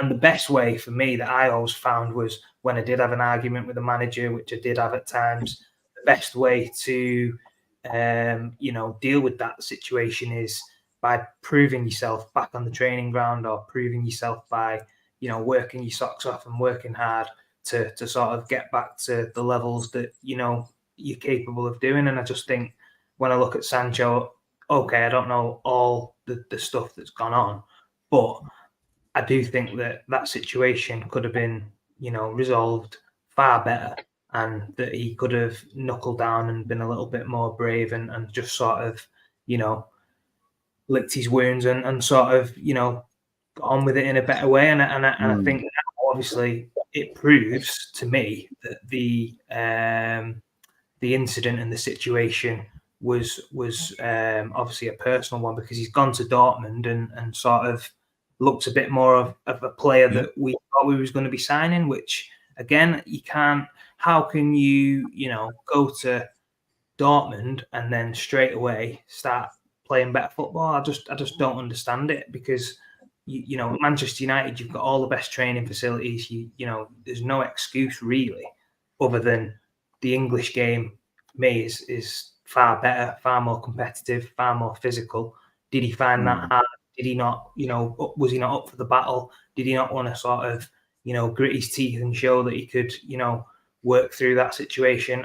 I don't know. But I think for me, that sort of, for me, is one that stands out. And I never like to see a player sort of trying to overrule a manager, because obviously I came through at the time when Ferguson was at the club, and there was no way that anyone would ever get the better of Sir Alex. The player would always end up losing or being, shown the door, because at the end of the day, no player is bigger than the club. So that's just. But could you disagree with Ferguson? Could you talk to him? Oh yeah. All the managers and the coaches, and I might have arguments, or I might have a bit of a chat or a discussion, or you might not agree with everything they say, and you do have a bit of a back and forth. But then as soon as that conversation's finished with, you might go and you shake hands after, or you might see him in the morning and everything's, back to normal. And I think that's the way it's got to be. You're never going to see eye to eye with everybody. You're never going to agree with every single decision. There's always going to be a little bit of toing and froing and a bit of conflict within a dressing room, within a management. But I just think that nowadays the player power is far too much. And people probably feel a little bit scared and intimidated to try and ruffle a few feathers, because they know that the players have sort of basically got them, by the balls, because they can't do anything. And it's sad really, because when I think back to the time I was at the club, all the incidents that was going on, there was none of this released to the press and leaking out of it. All just got dealt with in house. There was loads of arguments, loads of incidents that would happen, and people wouldn't have been best pleased with. But because of the way that we was all brought up, and the characters we had within the dressing room, and the respect that we had for everybody else, it was all dealt with properly. And then you just move on, and that's what it was like every single day. You just come in the next day, and it's a fresh day. You move on, and whatever happens, and we're all trying to fight for the same cause. Which clearly, for me, with some of these players, that isn't the case, because some of these are sort of more bothered about themselves and their own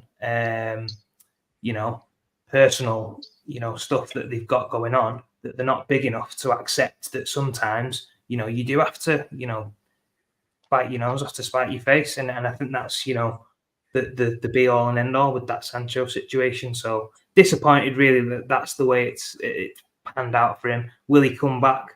Will he want to go to Dortmund and stay there? To be honest, now with a lot of the stuff that he's done, and obviously the post that he's made, and I think a lot of United fans wouldn't want him to come back now because of sort of the way it's gone, and it's maybe gone a little bit too frosty. So I think for me personally, it's probably better if we can just cut our losses, get a little bit of money for him, and wish him all the best, and send him back to Dortmund if they want to buy him.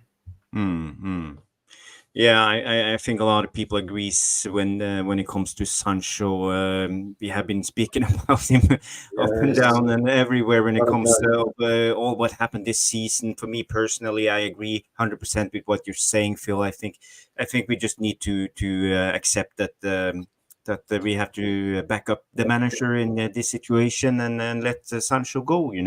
Even though he's a good player, he's shown us at Dortmund, he still has it in him, and he will probably go on and to the next club and succeed. But it's just one of those. No one's bigger than a manager. I believe the players, we shouldn't accept player power when it comes to Man United, and then this is in our tradition. After was it 19 years or 25 years with Ferguson? I don't know.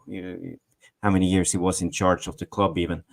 The next, I would say, what was the best game of the season for you? And okay, let's just rule out the FA Cup final just for the sake of it, so we will have a discussion. Who want to go first on top of your mind? We have had good games. I mentioned good games just to bring you up to speed. We have that one game. We won against Chelsea. We won against Aston Villa. Good games. We had a good game in the FA Cup against Liverpool. The 3-2 win against Wolves, I would say, was a good game. And at the end of the season, we played brilliantly against Newcastle and the FA Cup final, of course. But that's not part of the discussion because that will be the winner if that was on. So, Stu. Believe it or not, one of our most important performances was City away when we got beat 3-1. We were absolutely sublime in the first half. We played a different type of football, which caused Pep Guardiola to become very agitated. And when you can agitate somebody as calm as Guardiola, you're doing something right. For some reason, we changed our tactics and went back to form in the second half, and that's why we lost the game. But in the first half, it was delightful to see how we played and how we pressed them and how we caused them problems by popping into pockets that they weren't expecting, how Rodri couldn't get hold of the football in the first half, how we weren't playing short, we were going long. And we gave Guardiola a bit of a lesson in the first half, so much so that he was complaining to the fourth official, probably saying something like, you can't allow Manchester United to do this. They're not supposed to play like that. I set up like this. They must play like that. And City were all over the place. They had a real problem. That was our finest 45 minutes, irrespective of whether we beat Villa 3-0, we beat Wolves 3-2, Liverpool 4-3, or anything like that. You can play a brilliant game of football and lose. But we played a brilliant 45 minutes, lost the second half because we changed tack. We didn't change tack in the in the final. We adopted a similar attitude. Guardiola was agitated within the first 30 seconds in the final, and Rodri had a woeful game because we stopped him. De Bruyne had a woeful game because we stopped him, and that happened. So our best performance was that 45 minutes against City away when we got beat 3-1. By far. I would just chip in with my game of this season. I would say the best performance for me was when we won 3-0 against Crystal Palace in the League Cup. I know it was a B side of Crystal Palace, but how we played that game, I would say, was brilliant. We had Hannibal playing in the 10, running constantly, pressing, and I liked what I saw that game. And that game made me very optimistic when it came to Ten Hag's tactics, and finally we could see things going our way. But sadly, it ended with just that one game for a long, long time. So, but for me, I think that was a little bit turnaround. It made me very optimistic and happy after that game. Phil. I'm just going to go boring and just say the 4-3 game against Liverpool. I think that was probably the only game that sort of really got the juices flowing and sort of got me off my seat a little bit, where obviously, you know, a lot of the other performances you've mentioned there was really good performances for periods of time. I think that game, to beat Liverpool in the way that we did, you know, after probably, you know, if Liverpool would have, you know, been a little bit more ruthless, the game probably should have been out of sight. They had quite a few chances, 2-2 or 3-2, I can't remember. And, you know, we ended up managing to just sort of keep ourselves in the game, and then to go on and win it in the way we did, I think, you know, was amazing. I've not seen Old Trafford rocking like that for a long while. So yeah, that probably the standout game, other than the FA Cup final. But yeah, I do take both your points with the games that you chose. Obviously, the City game, they did have a really good first half and sort of nullified all City's sort of usual threats. And in that Crystal Palace game, a few of the fringe players, obviously, who hadn't played regular, was really good. And yeah, the sort of style of play in that particular game against Palace, I remember looking at it and thinking, oh yeah, you know, this could be, you know, something that, you know, will work maybe if we can, you know, get the right players in the team. But yeah, for me personally, I think, you know, the Liverpool game in the FA Cup, and obviously going on to win it as well, would be game of the season for me. Yeah. Great answer. Because of time issues, we are 1 hour 40 minutes into to the stream, so I think we just go to the Q&A session. We just end the season review there, and Stu, please take it from here, because a lot of questions coming in. Yes, I will. I was just looking at the time. I know you want to do goal of the season, so I'll quickly give you mine. And I know what everybody's going to pick, but I'm not. I'm going to pick Kobe Mainoo against Wolves. And the reason I'm picking that as goal of the season is, and my criteria for goal of the season is, does that player have the ability to do that game, to score that goal again? And he does. And he did, similar to Liverpool. So that was my goal of the season, Kobe Mainoo against Wolves. Guys, really interesting, actually. The VAR room was going nuts about it. Neil Driscoll saying, Stu, games last 90 minutes, not 45. Which is fine. It's true, but you could only judge a game on how you see it. And I thought tactically that was one of our very best. Villa away also very good, and Phil, from a kind of edge of your seat game, Liverpool, absolutely, yeah, I totally agree. So I don't think there's a right or wrong answer to how you view football. We just view it differently. That's all. And I knew most people will go Garnacho as goal of the season. I get that, but it never fits my criteria. That it's Phil as a striker will tell you that comes along once in a lifetime. KB Mainoo had the ability to do it, and that's how I judge it. Right, questions. Guys, get your questions in. Let's see what we've got. Let's have a look. Have I cleaned up the coffee? Yes, we've done that one, Yala. Okay. First question, Phil. Do you think Ineos are holding out on the next manager, or they're waiting to announce Southgate? Oh dear. Can't get any worse. Or what about De Zerbi? Someone has bidded for their buyout, I think. So what he's asking in a nutshell is, do you think Ineos are holding out just in case it is Southgate and they're going to wait to announce him after the Euros? Or so he's heard or read that somebody has put a bid in for De Zerbi's buyout clause, and would we get De Zerbi? So I guess the question is Southgate or De Zerbi? Neither. I wouldn't have any of them. I mean, to be honest, I'd rather stick with Ten Hag in a nutshell.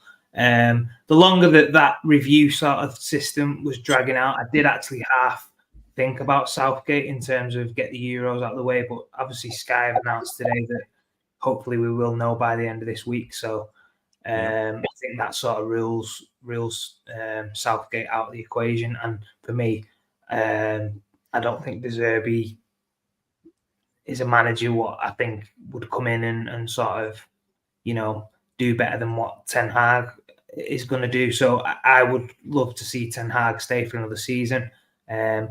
If obviously things don't go to plan this season, then I'm pretty sure he will move on at the end of next year. But I am hopeful that, he can turn things around and, again, sign a few more players, try and get, the players that were out for so long last season fit and in the team and stay available. And things should hopefully, improve vastly than they did last year in the league. So, yeah, fingers crossed he gets another crack at the whip for me. No, I totally agree. Jarvis, one for you from Stefan Welsh or Step Hen Welsh, which I'm going to go with Stefan.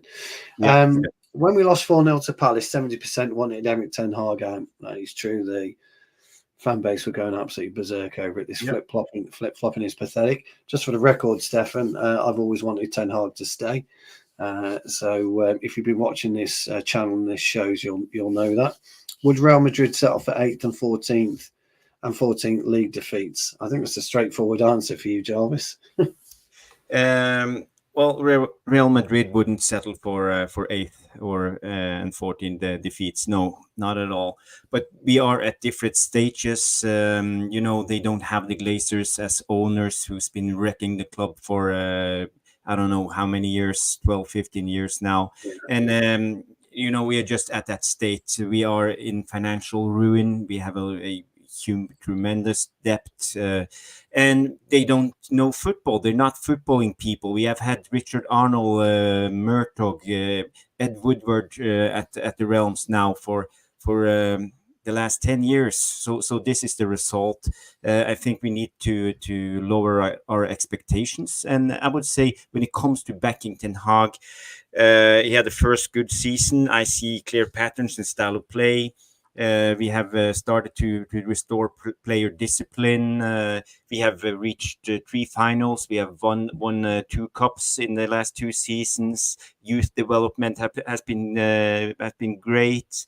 I would say it's been fairly good relationships with the players and the media, besides the Greenwood and the Sancho thing. But that's beyond Ten Hag's control in a way, I believe. Well, maybe it could have done differently when it comes to Sancho, but then again, it is what it is. We have had a lot of injuries this season, so this mitigating reasonings before this, and 44 separate injuries is most in the league, and it's vital. And we saw at the last game against Manchester City, when we had our 2 best center backs playing, everything was clicking. We were actually extremely good. So for me, I'm backing Ten Hag, and I believe Ten Hag deserves another season. Excellent. So we're all in for Ten Hag.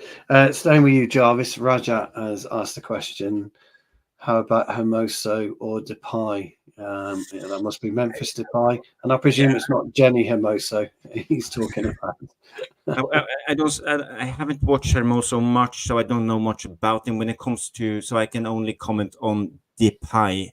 I think we've been there, done that. I think we have tried.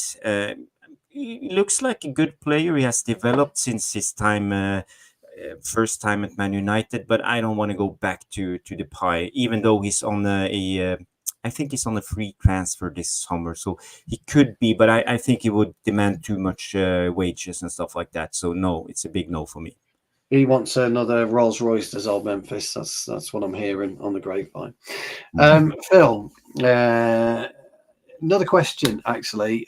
Reports today about Saudi want Casemiro for 70 to 80 million, which is madness. Can't see that being that much. 50 to 60 maybe. I would go lower, maybe 20 to 30. What's your thoughts on Casemiro? And I think he'll go this summer. What would his price tag be if he was to go to Saudi Arabia? Yeah, I mean, to be honest, I think this year, just thinking back to the first game of the season, Wolves, when we played Wolves, and it looked to me as though Casemiro had a good summer. He looked heavy. He looked like he couldn't get about the pitch as well as he had done previously. So for me, albeit he's a very experienced player, and on his day he's a fantastic addition to having the squad. I think at the age he is now, and if there is that kind of money that's being touted around for him, we should be looking at maybe cashing in and investing that money into a different player that's a little bit more younger and sort of will have more energy. I think obviously he's been a good servant to us. I wouldn't say he's been a terrible signing, albeit the wages and the length of the contract was probably a little bit silly and naive maybe from our point of view. But coming from Real Madrid, you're always going to have to pay someone big wages and sort of offer him a decent deal to sort of get him to come. So yeah, for me, in a nutshell, I would definitely look at moving him on now, and if we can get 30-40 million, then that's great. Add that to the pot of money that we're going to need to try and improve the squad. Totally agree. I think for me, you're right. I think Casemiro came back overweight for sure, and it took him a while to get back to his fighting weight. I think he's just been a victim this year of Toni Kroos and Luka Modric. When you're playing alongside those for 5, 6, 7 years, you can hide your bad performances when you playing around players with that much quality. You can have a bit of an off day, and no one would even probably bat an eyelid and notice. I think, especially this year when he's been asked to play at centre half in a few games, there has been times where when he's been exposed in 1v1 situations and stuff, you can just sort of see that his legs are going a little bit, and he's not quite mobile enough now to sort of deal with the sort of intensity and the speed that the Premier League has. Which I don't fault him for that. I think he's just getting to a point in his career where he's getting that little bit of a stage where your legs are going a little bit more, and then type of 50-50s turn into 70-30s, and you maybe look a little bit out of your depth. And he's had a fantastic career. He's an unbelievable servant to the game. He's won everything you can win. So he's not going to sort of just go out without a fight. I think he will want to carry on playing as long as he can until his legs sort of fully pack in. If he can go to Saudi and get another nice little payday and sort of go out in a way like sort of the other big players are, he deserves that. So good luck to him. Yeah, no, totally agree. I'd like to see him retire with a little bit of dignity, like the crooner. Hung up his boots, didn't he, on Saturday? And that's it. He'll probably end up at Real Madrid coaching, I'd imagine, the crooner. But well, that's just a true player. What a shame we never got him. What a shame. Apparently we were close, weren't we? We just couldn't get him. Question. Interesting question. How much emphasis is put on the mental side of the players' welfare these days? There's a different mentality about players today, which pales into, well, in fact, they're nowhere near the type of mentality Phil was talking about this earlier on in the podcast from players from yesteryear. I think there's probably too much given to players in terms of how they're feeling. Are they training too hard? Are they getting enough sleep? Are they doing this? Are they doing that? And I think that the whole essence and enjoyment of football doesn't appear to live in the younger generation of footballers today. And that's a real shame, because they're doing a job where everybody in the VAR room would love to do on a daily basis, and we're not in that privileged position to be able to do it. Phil has, so he understands.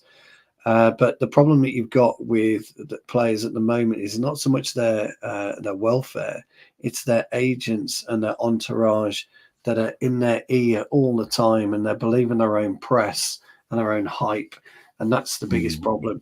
You should, as a footballer, be able to get into the mentality and the mindset and understand that your primary role is to win football matches. And your primary role is to try and keep fit, stay fit. That is your role as a footballer. You know, if you get injured, you shouldn't be relying on anybody else. Yes, the medical staff can get you there medically, but from a physical point of view and a mental point of view, you need to have that strength. And that's why we were talking about the restructuring of the team earlier. And you need to first and foremost look at their ability as a person and a human being, rather than what they can do on a football pitch. So I hope that answers your question, but it is it's a difficult one to answer. Jarvis, Brendan says, why is Dougie Freedman good at his job? He has the answer, apparently, Brendan does, but there you go. Shoot. Dougie Freedman. This is a difficult question. Do anyone else want to take this question? He's a student of the game, isn't he, Phil? You know, Jason Wilcox would have an above average footballer, but you wouldn't have expected him to be the type of icon that he is and the most important, potentially, man in football today. But he understood his limitations as a player.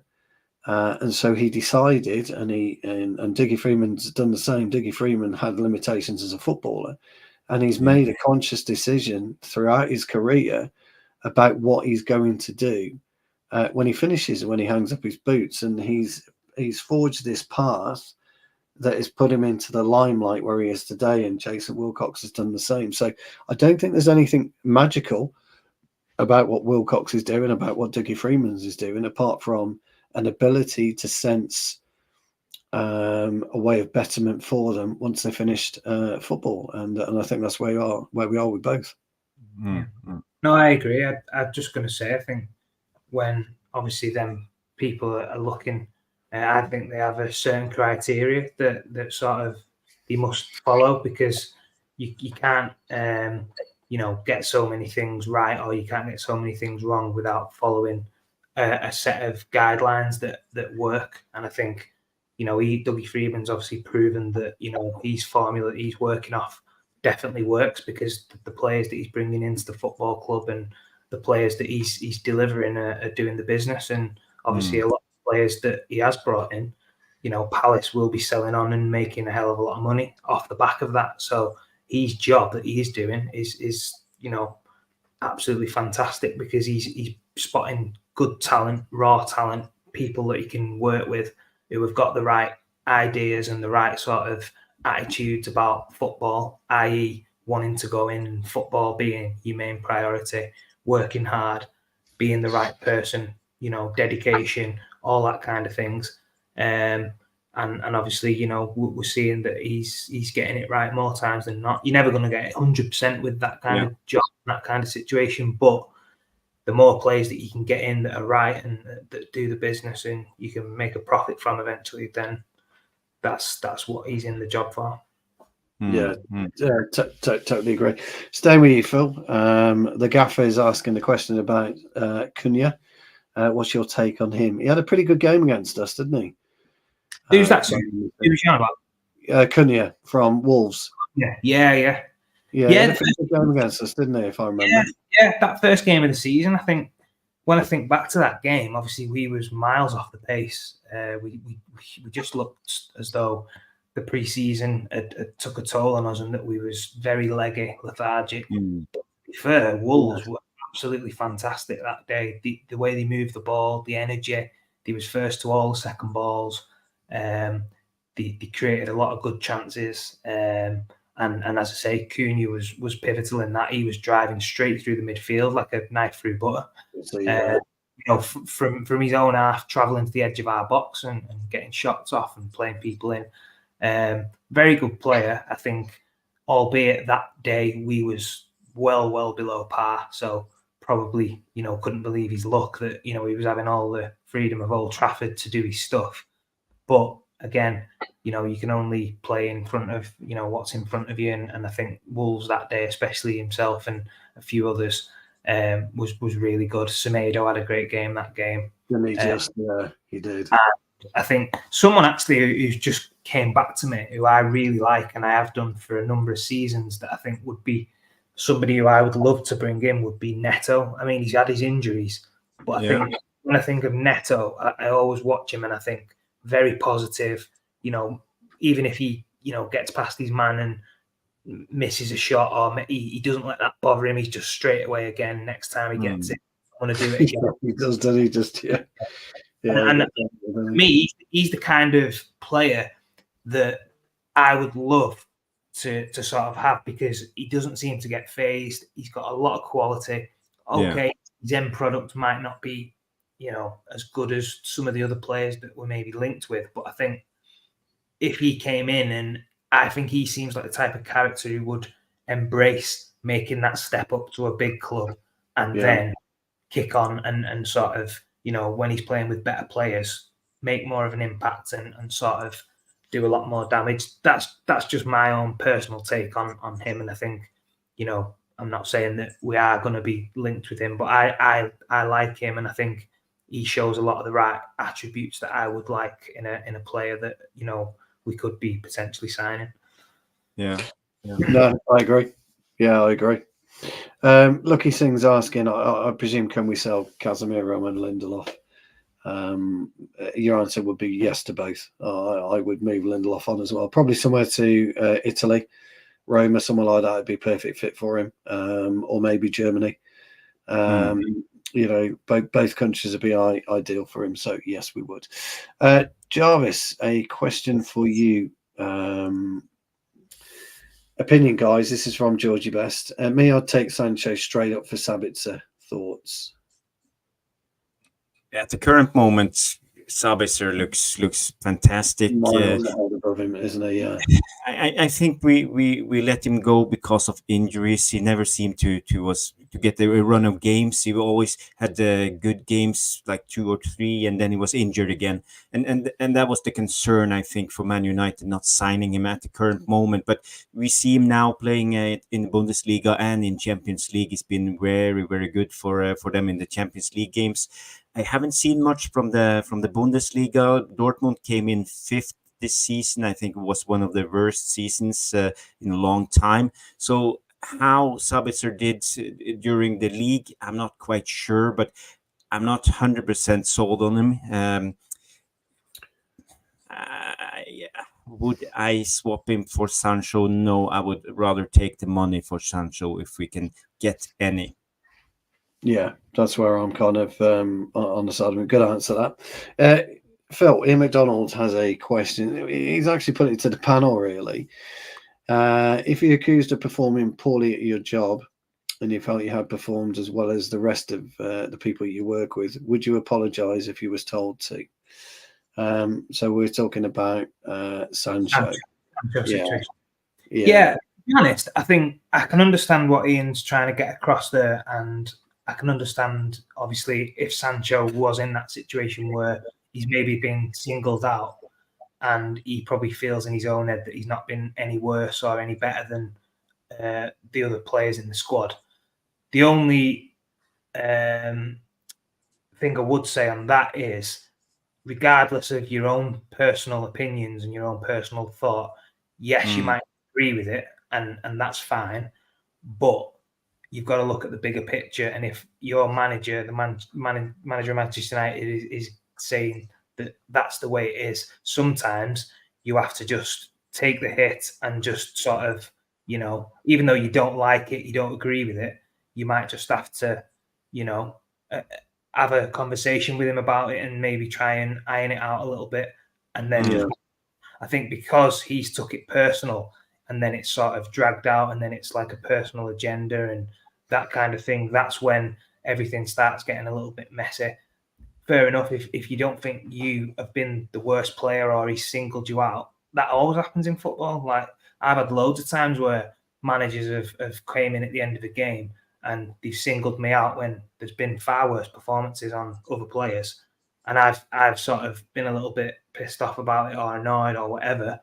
But at the end of the day, I'd go home and I'd think, well, he might just be trying to get a reaction out of me. He might just be trying to, no, he might just be saying that to me because he knows I can take it better than some of the other players or whatever it may be. And I always try and used to spin it off as a bit of a positive. I used to think, well, all right, he's had a go at me tonight, but, I think he's only doing that because he wants me to be better for the next game. Or he knows that I can take it and that'll fuel me to be better, and I'll show him in training tomorrow. I think Sancho doesn't strike me as the type of person or player. I mean, I don't know the lad personally, but I think a lot of the players nowadays take some of the negative comments far too seriously. And I think if you've not got the mentality and the attitude to sort of take some of this criticism on board and flip it around and use it as fuel to improve and get better and prove people wrong, then you're never ever gonna, find the levels that you're capable of fulfilling. Because in football, in any work, in any industry, you're always going to get people that agree with something or sort of try and spin off things that you might not feel ring true, but you've got to try and see the best in everything. And I think obviously in that situation, he's sort of took it as a personal attack, and obviously we all know what happened. And as I said, there's nobody bigger than the club. The manager will always win in them kind of situations. So I think he should have just, been the bigger man and just moved on and used it as a bit of fuel to sort of prove people wrong. But again, I totally agree, Phil. I mean, for me, he was a big baby. And, the suggestion that he'll come back if Ten Hag leaves and all that kind of nonsense. Well, we just don't want you around the club. If that's how you feel, we just don't want you around the club. I think the reputation as well now, obviously with the players and stuff, obviously, when something like that happens and then you sort of go against the manager, even if, for example, Ten Hag got sacked and then Sancho came back, I'd say 90% of the dressing room would be a little bit like, well, we know that you're going to be, if the chips are down again and the manager says something, you're jumping ship again because you can't take a bit of criticism. So all the players are going to have that doubt in the mind. The fans are going to be, giving him stick because he's sort of dealt with it in the wrong way. I just think it'd be a messy situation. I don't think we will see him back in the United shirt, if I'm being honest. This is the statement that came out with Benny McCarthy. He said, I spoke to Jayden as a coach, mentor, friend, as someone who grew up on the streets as well, who understand the code and everything. He said, I'm not apologizing because if I do, I apologizing for being lazy, always being late for training, not doing my best. And that is what I'm apologizing for. And those were his reasons.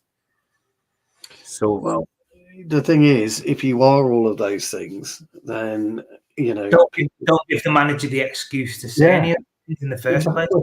If you're late once, the manager's not going to say anything. I'm telling you, he might have a quiet word with you, but he's not going to make things public. If you're late 5 and 6 and 7 times as a professional footballer, and your job is getting paid to be at a certain place at a certain time, don't give the manager or your teammates or anybody else the excuse to make a point of something. So at the end of the day, he's giving himself this situation by not being professional, and the amount of money that he's earning, the least thing you can do is turn up on time.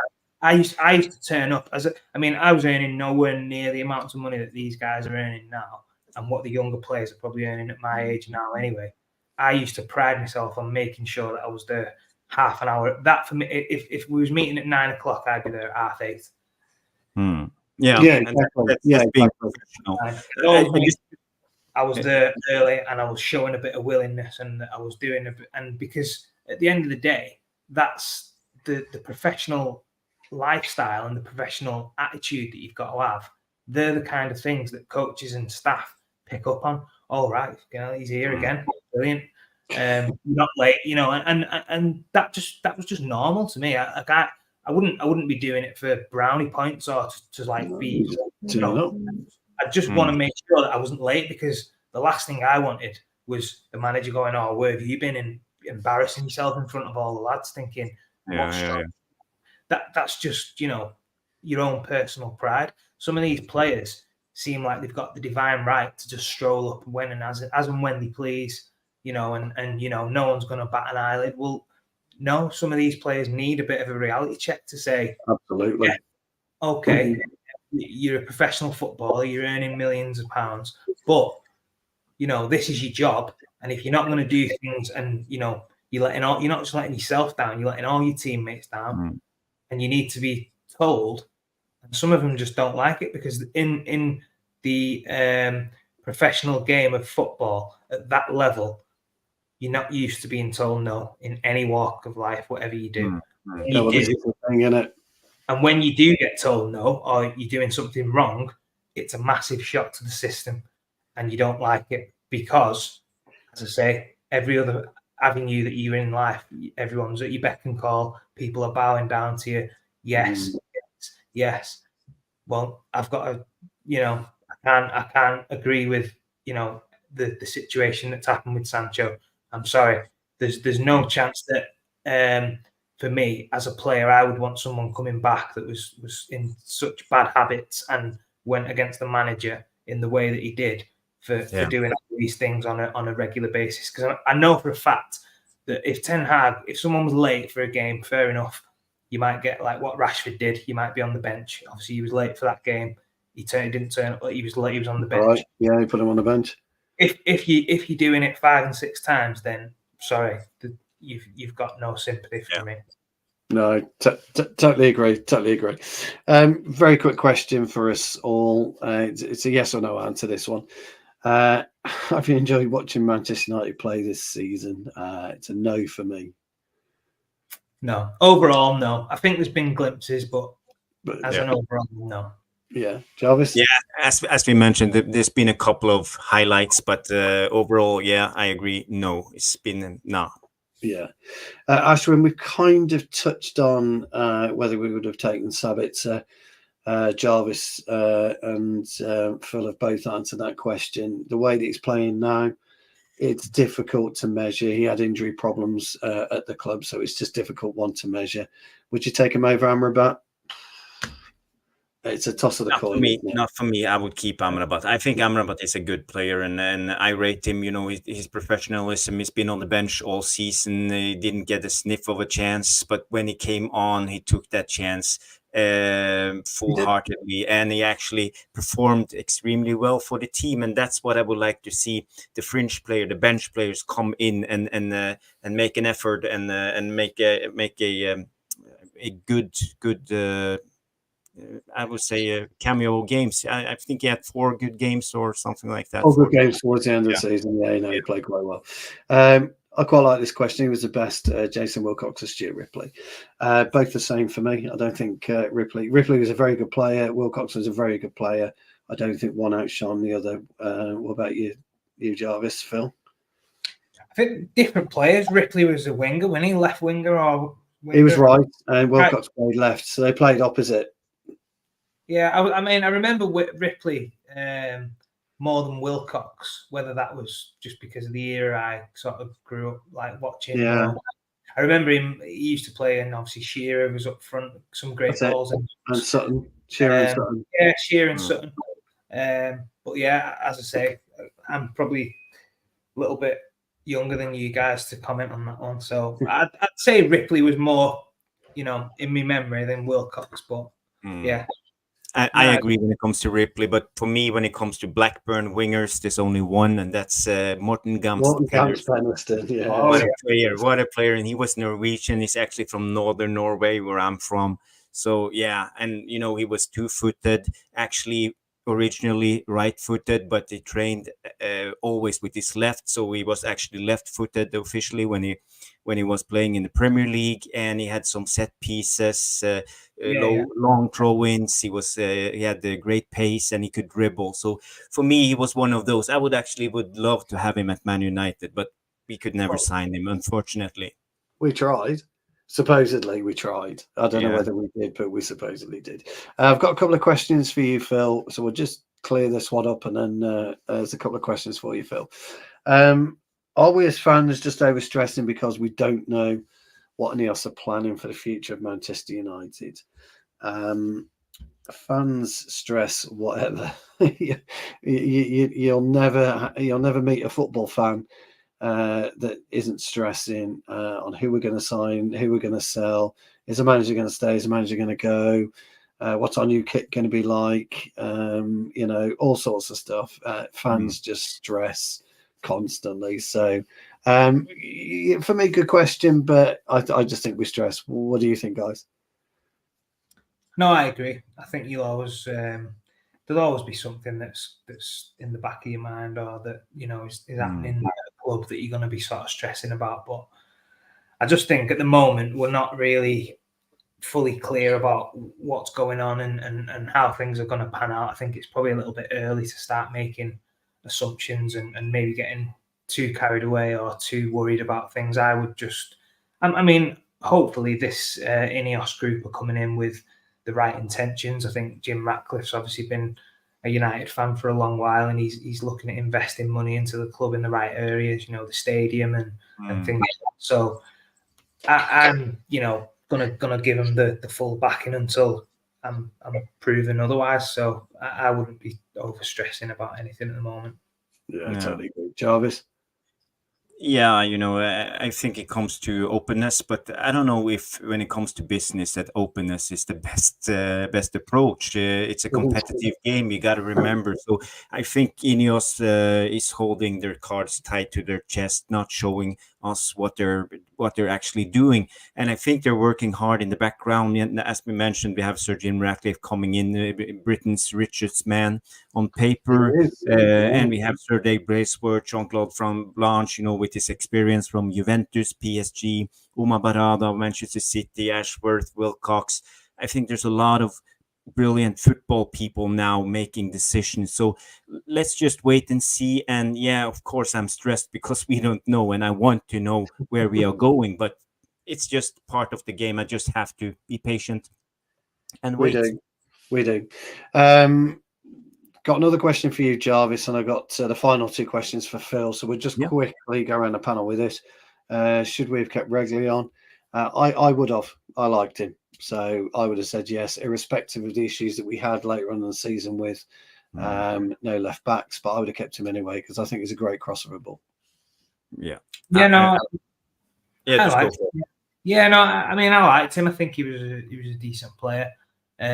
Probably didn't see him for long enough to sort of make a judgment on that. But if he was available to keep, I think he would have been a good squad player. And obviously, depending on what Luke Shaw's doing and if he's going to be staying and fit, and Malacia and people, we definitely needed cover in that position.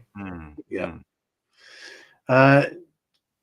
Regley on, Jarvis, and then a question for you from Dave, who is in charge of transfers right now. Yeah, that's a good question. But I mentioned the names Brailsford, Jean-Claude Blanche, Barada, Ashford, Wilcox. I don't know. Who's. I think there's a effort of all of them because they're footballing people at the moment. But isn't it Wilcox who's head of recruitment officially right now? But I think also, even though they are on gardening leave, Barada and Ashford, they have to be involved somehow. There's WhatsApps, there's groups, there's emails. I think they have a finger in play. Yeah. Not if you believe the stories, then Ashworth can't email anyway, can he? So, without getting it wrong. So that's if you believe the stories. Okay, final general question then, and then we got two more for Phil, and then we'll close the show. I've just realised it's 2 hours 20 minutes almost, Jarvis. So it's a long thing. I'll just quickly take this one. I don't think it would be as structured actually under Qatar as it would be, or as it is going to be under Ineos. I don't think Qatar would have gone for Barada, for example. I don't think Qatar would have gone for Wilcox, Ashworth. I think they would have gone and used their wealth to get the wrong type of people within the organisation. I think they would have gone for the glory signings in the boardroom, in the management structure, and then in the players. I actually don't believe it would have been in our best interests for Qatar to be with us. I don't know what your thoughts are on that one, guys. I totally agree. I think exactly the same. Yeah, sure. I agree with Stu on that one completely. I feel as though that would be exactly the type of model that they would have probably worked from, and just would have been looking at maybe people who they was more in with rather than getting the right people for the club in terms of the best fitting. So yeah, I definitely think that we've got the right option instead of Qatar for me.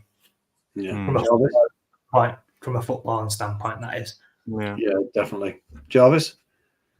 Yeah, I was a fan of Qatar. I was hoping they would come in and actually, because of they would have erased the debt of the club, and I think that's hampering us at the moment. We can't spend any money, and this will drag out. It will take a lot of years just to get the things going, and for me, they promised best in class.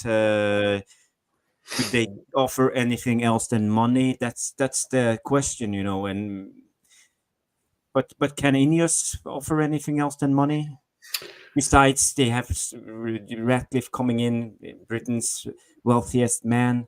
We would hope so.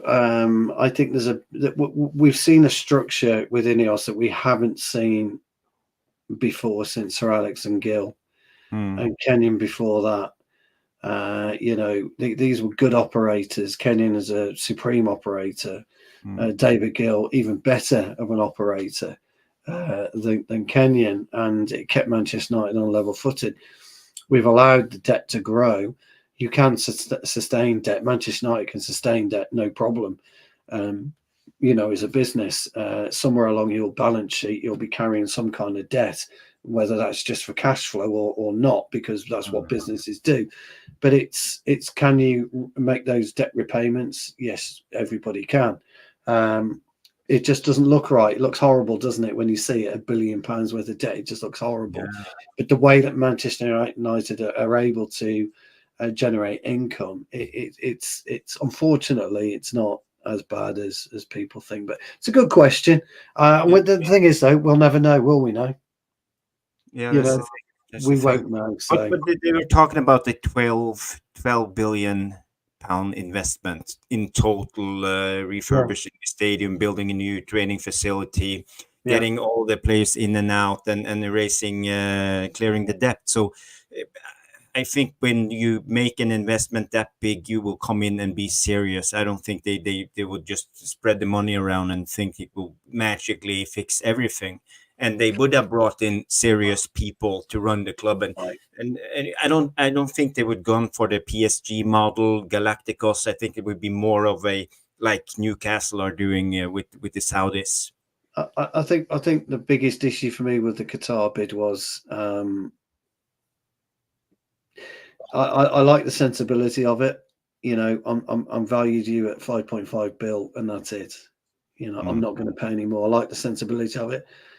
But when you've got that type of money, if you want something, you tend to snare it. That's how I look at it. But I could be, we could be wrong. Anyway, we must move on. Phil, great question. This, I think it's a brilliant question. But the legend that is Romano, as a player, what are you thinking? The way that Ratcliffe is dealing with the Erik ten Hag situation, or Ineos is dealing with the Erik ten Hag situation as a player? That's a good question. I like that. Yeah, I mean, it is a good question. I think you're obviously going to have your own thoughts and opinions, and sort of, you're going to be speaking to the lads and stuff and stuff in the dressing room about what's going on.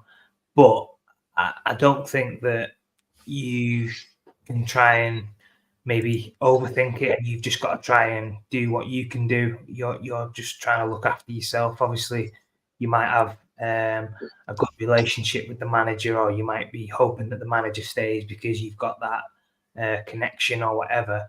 And to me, I think obviously the longer it drags out, obviously the more concerned and sort of unrest become in the changing room and what have you.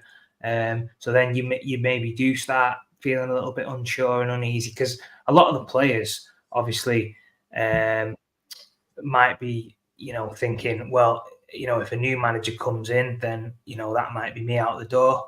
Or some of the players who aren't in the team might be thinking, oh, I hope a new manager does come in because then I might get a chance. So you're all at maybe different, thought processes depending on where you are and what you are in terms of, in the current manager's thoughts and processes. So it's a difficult sort of answer, but I think from your own personal standpoint, you've just got to try and do what you can do and just be the best person that you can be and try and block all that stuff out, because inevitably you're not going to have a say in anything that goes on in them kind of situations. So you've just got to try and knuckle down and do what you can do and just prove that, you're the best version of yourself for whether the manager stays or somebody else comes in. Yeah, I totally agree. I mean, you're in a changing room. You must have had this job as yourself during your playing career.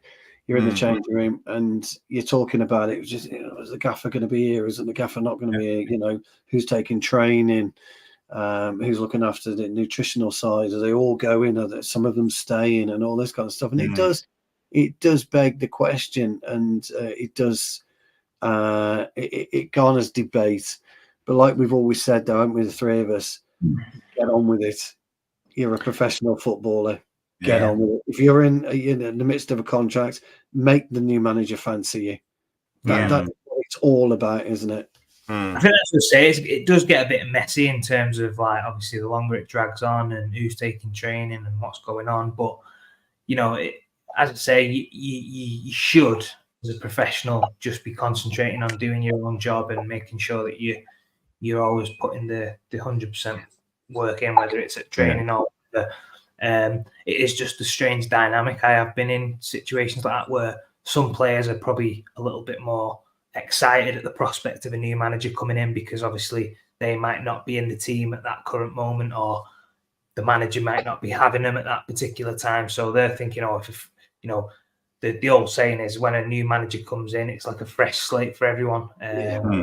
So, from that point of view, some players might be, looking at that prospect and thinking, all right, well, I can, maybe get a fair crack of the whip now if a new manager comes in and, he sees what I can do. So the dynamic of that situation is quite strange and not a normal situation, really. And it doesn't happen often, but again, it can make or break certain players in them kind of scenarios, because a lot of players who maybe don't think that they're going to get in the team because the manager doesn't like them are probably half given up, and then it seems like, out of nowhere they've got a new lease of life because a new manager potentially comes in, and then you see a little spark and a little glint in their eye, thinking, where was that for the rest of the season? You know what I mean? But I'd drive me nuts, that would, Phil. Absolutely drive me up the fucking wall. I'd be terrible in a professional change room like that. I'd be absolutely terrible, Phil, because if I saw the gaffer get sacked and then, and a player's been moping, Jadon Sanchez has been moping around for 6 months, and then all of a sudden, whoa, fucking great, I'd knock his fucking head off, because you're losing games. You've got all that negativity around you. Winds me up, it does. That's what I'm saying about the sort of culture and the sort of day and age, the player power, that kind of thing, that happens regularly on a regular basis, because these players are on such big contracts, such big money.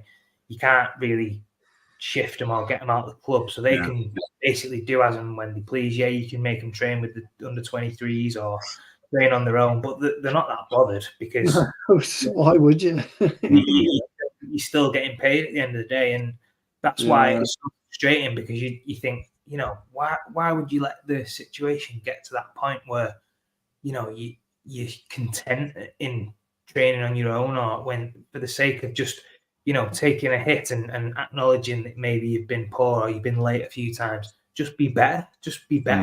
And to do it for you. Not just you want to do it for yourself. You want to do it. You're letting all your teammates down.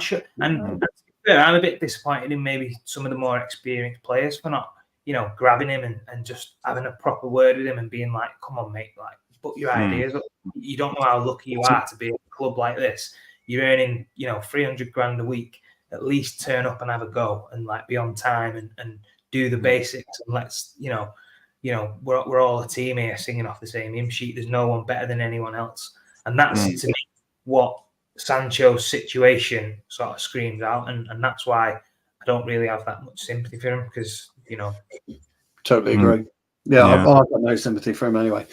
Final question of the night. We've got there. I just want to have one go on at that question when it comes to teaching manager, because I'm not comparable to Phil and you, Stu, but I used to play. I remember one time it was at the end of my career. I was like 33 years old. I had a bad season at the end of the season, and I was thinking, no, I'm not happy. So I put in the extra work. I was going to the gym.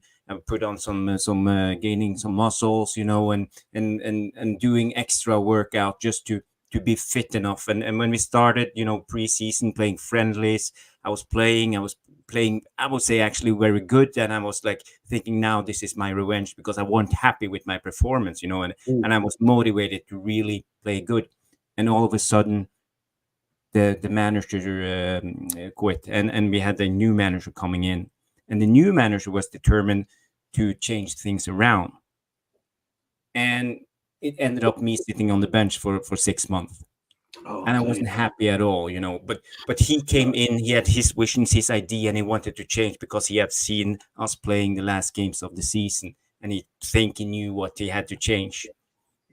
So sometimes as a player you should be worried if the manager is changed, even though if you put in the extra work, if you're motivated, if you want to do all the extra just to get the sniff, to get to play. Yeah, so I totally agree, Jarvis. The interesting thing for me, though, I've always been in a situation where if the gaffer's been sacked, I'm like thinking, we've done that, and I've said to the lads on more than one occasion, fellas, this is us.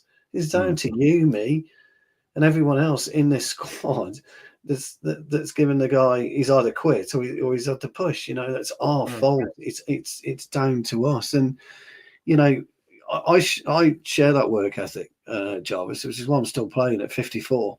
I'm 55 next year, and I'm still playing. A competitive game at full 90 minutes, 93 minutes, and I share that work ethic, and I get so annoyed. With these players like Memphis Depay and, in his youth when he was being a tit, and Sancho when he's being a tit, and Rashford when he's being a tit. And I just look around and I think, geez, you're in this privileged position. But as Phil says, they get into this bubble. They don't give a damn. And Phil's right. Nobody can tell me that if Sancho was told to train with the under-21s, he'd be crying and upset about it. Would he? Bollocks. He'd get up, he'd get there just about on time. Well, he'd probably turn late for that as well. Because, what, you're going to fine him, what? And then, Yeah, he's not going to give a damn. Money's not a problem when you're earning that kind of money. You're doing it then out of spite for your own ego and trying to point the manager, when it all could have been resolved by, as I said, using it as fuel, and I want to prove him wrong, and I'll show you in a different way, not verbally or over Twitter or whatever. I'll show you that I can, be a better player, and I'll show you. Yeah, totally agree. Yeah. Anyway, guys, final question, Phil, and then Jarvis, you can jump in on this as well. Actually, what do you think of Rasmus? I quite like him. Yeah, I like him. I think he's. I mean, it's still very early days yet. To sort of fully judge him. I think we've seen glimpses this season of what he can do and what he can add to the team. As I said before, when we spoke about him, I think he does like to, get into tussles with centre halves and hold the ball up and sort of have that part to his game, which I like.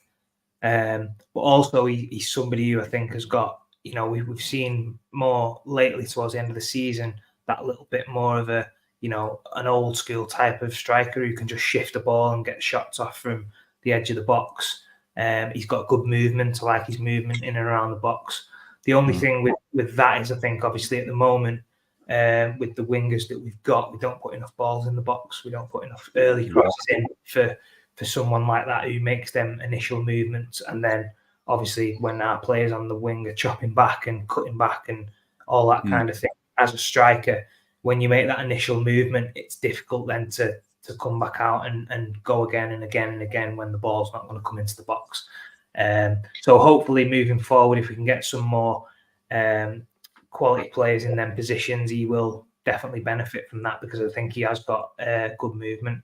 The only thing I think that maybe has sort of been his downfall a little bit is because when we signed him, and we didn't really sign anybody else at the age he was to come in and sort of have that much pressure as the Man United first choice, if you like, number 9.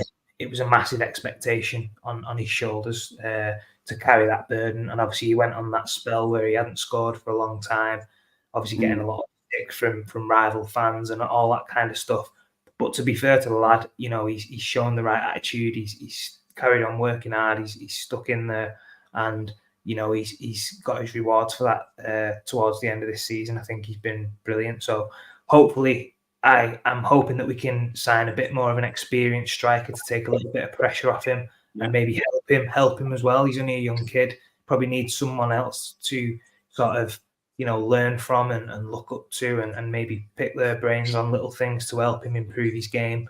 And then also he can be dipped in and out and won't have to play every single game, because he's a very good impact player as well off the bench. You know, last 15, 20, 30 minutes coming on with fresh legs. He's somebody who I think would be a great player to sort of have at times. Not that he'd be on the bench all the time. I think, you know, he will still be starting a lot of games, but I think he's proved last couple of games, especially coming on off the bench, you know, he is a handful and he can exploit them tired spaces. That'd be great. Yeah, I like what you're saying.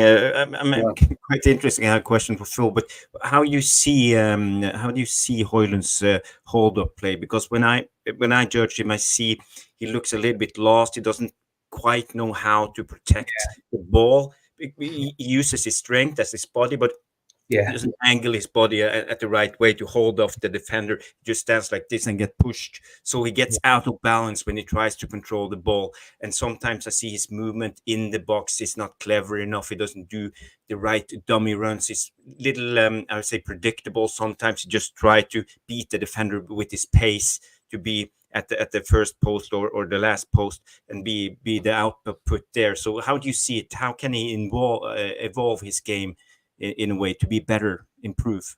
Yeah, no, I think exactly what you just said. I'm not saying he's the complete article at the moment. He's far from that, but I think he's definitely got the right attitude and the right attributes to sort of become a very good player.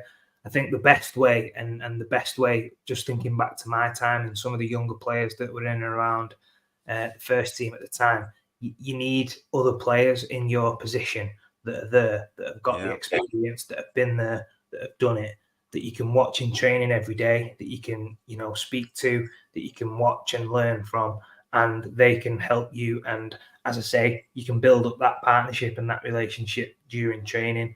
And as I say, that's priceless. I mean, for me as a kid, when I was training with the first team at times, I'm looking up to your likes of Van Nistelrooy, Wayne Rooney, Henrik Larsson came in.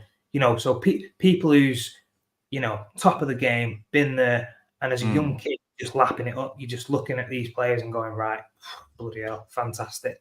You know, how can you walk away from a training session after training with them kind of fellas and not have picked something up, not have learned it. And then you go back, obviously I go back to the reserve team then, and I think, right, bloody hell, that stuff, what I've just seen in the first team there with some of them players, I'm going to try and do that now in the reserves and you know, help myself by picking up parts of their game. But as a professional footballer, who's responsible for the development? Is it the player himself? Should Hojlund himself try to do this more consistently and train on these details as we're talking about now? Or should the attacking coach like Ben McCarthy or Ten Hag come in and like educate him and learn him on this stuff? Well, I think for me personally, I think the players are ultimately the person who's got to take ownership of that. I think for me, when I was back at the club, there wasn't a striker coach, or there wasn't a specific role that dealt with centre forwards, if you like. So I would just take that upon myself. And then if for example, there was an area of my game what I wanted to improve on, I'm sure there'd be, if I wanted to improve on me heading, I could ask one of the players, well, will you do some crossing for me? And I want to work on me heading. And there'd be, players who would want to work on the crossing, so we can kill two birds with one stone. I think Hojlund won't be short of people, offering him help in them kind of areas and positions. I think at the moment, for me, the real source of where he's lacking is having that somebody we can watch in training, who you can see on a day-to-day basis. I'm sure Benny McCarthy's doing finishing drills, showing him how to hold the ball up, little runs, but again, as a professional footballer, he will know the basics of, get across the front post and, hold the ball up and what position to be in and all that kind of stuff. The thing that you can't buy and you can't teach is having a player who knows that position like the back of your hand and just watching and seeing it in live and in front of your eyes and being in that position where you're seeing it and you're working with him and you're watching it in training every day. And then, by the time a few weeks have gone past, you're like, do you know what? I've got that now because I've seen him doing that every day. And that's, you can't teach that. Priceless. And then once you're seeing it subconsciously, it's coming into your own game. And then you don't even think, like, the thing is with football, like we used to get taught as a youngster little patterns of movement. And when I first joined the club, I was like, wow, didn't know anything about this kind of stuff, the movement. Like, I want the ball in the channel, so I don't just run down the channel. I suck the defender inside, I make the move inside, and then bang, that's when I spin into the channel. So I've created that space so that when I do get the ball in the channel, the defender's 5, 10, 15 yards away from me, and I've got the space then to drive at him. If I just run into the channel, the defender comes with me. You can't come and turn and get at him then because he's too close and too tight to you. So all these little bits of information you're picking up. And at first you're thinking, all right, you don't always get it right. You don't quite understand it all at the start and you make mistakes and you don't do it at the right times and everything's a little bit out of sync. But then the more that you do it and the more that you sort of start seeing the pictures of what the coach is explaining to you, visually you're getting demonstrations and you're seeing people who've been there a bit longer than you know doing it and it's clockwork. And then suddenly you're like, oh, here we go. Right, I've got it. And then you do it a few times and it comes off. And it's the best feeling in the world. You're like, oh, right, I've got this, nailed it. And then once you start doing it and it just becomes second nature. And you see that's where I think he is, Phil. I think he's 2 yards slow in his brain. He gets into positions quite well. His positionals, but he's not quick. If you ever, you did. In himself, I think, at times you can see he's sort of like questioning and stuttering, do it or don't. And I think he's in that transition period at the moment where, because he's not maybe working with somebody or seeing that, role model, if you like, that's doing the movement and the runs and the position to the T, he's sort of questioning. And again, that comes down to maybe a little bit of lack of quality as well. Some of the balls. He needs to learn that, doesn't he? Yeah. I mean, the movements that he's making, he's probably getting a bit frustrated because he's making runs and the ball's not coming in at the right times and all that kind of thing, which factors into it. But for me, if I'm looking at Hojlund and thinking, how can I improve him? The biggest thing for me would be get a centre forward in there who, is somebody who's a polished centre forward who he can work with, look up to, learn from, and build a relationship in training. And he will have good habits, I'm sure. I'd get on the phone to Rude, I would, because Rude wasn't blessed with pace. I know he was quick, but he wasn't blessed with pace. But my God, he was blessed with a mind. He knew where to be, but he was always 2 yards ready. He was ready to, his sharpness. So it'd be like bang, so quick, so speed. It's just like that. It's like a deft jab, with a boxer. Rude, he was absolutely brilliant. He just knew. But Rude, what Hojlund doesn't do, Hojlund's always on the move at a pace. He doesn't kind of walk in and around. Some of the best strikers. Standing still and then bang, out of nowhere. Exactly right. Stand still, or maybe a quick yard just to get, you're talking about running into space and gaining an extra space. Just take one step back, then you're in. It's like bang, isn't it? There's one thing that I like about Hojlund, which I haven't actually seen him utilize this, and I was thinking, do you know what? Like a lot of times when I see some of the defenses play a bit of a high line, because of how quick he is, he doesn't threaten him behind as much as he should do. I know we've not got maybe a lot of players who can play that ball in behind, but I know Casemiro likes doing it from centre half, playing the one over the top. Bruno can do it. The one where you sort of movement is you get eye contact and you come short and you can spin in behind. That movement, honestly, was. Yeah. I know it's a different level. When I fell out of football in terms of like professional, I went into semi-professional football, and I ended up playing for Stalybridge Celtic in the conference.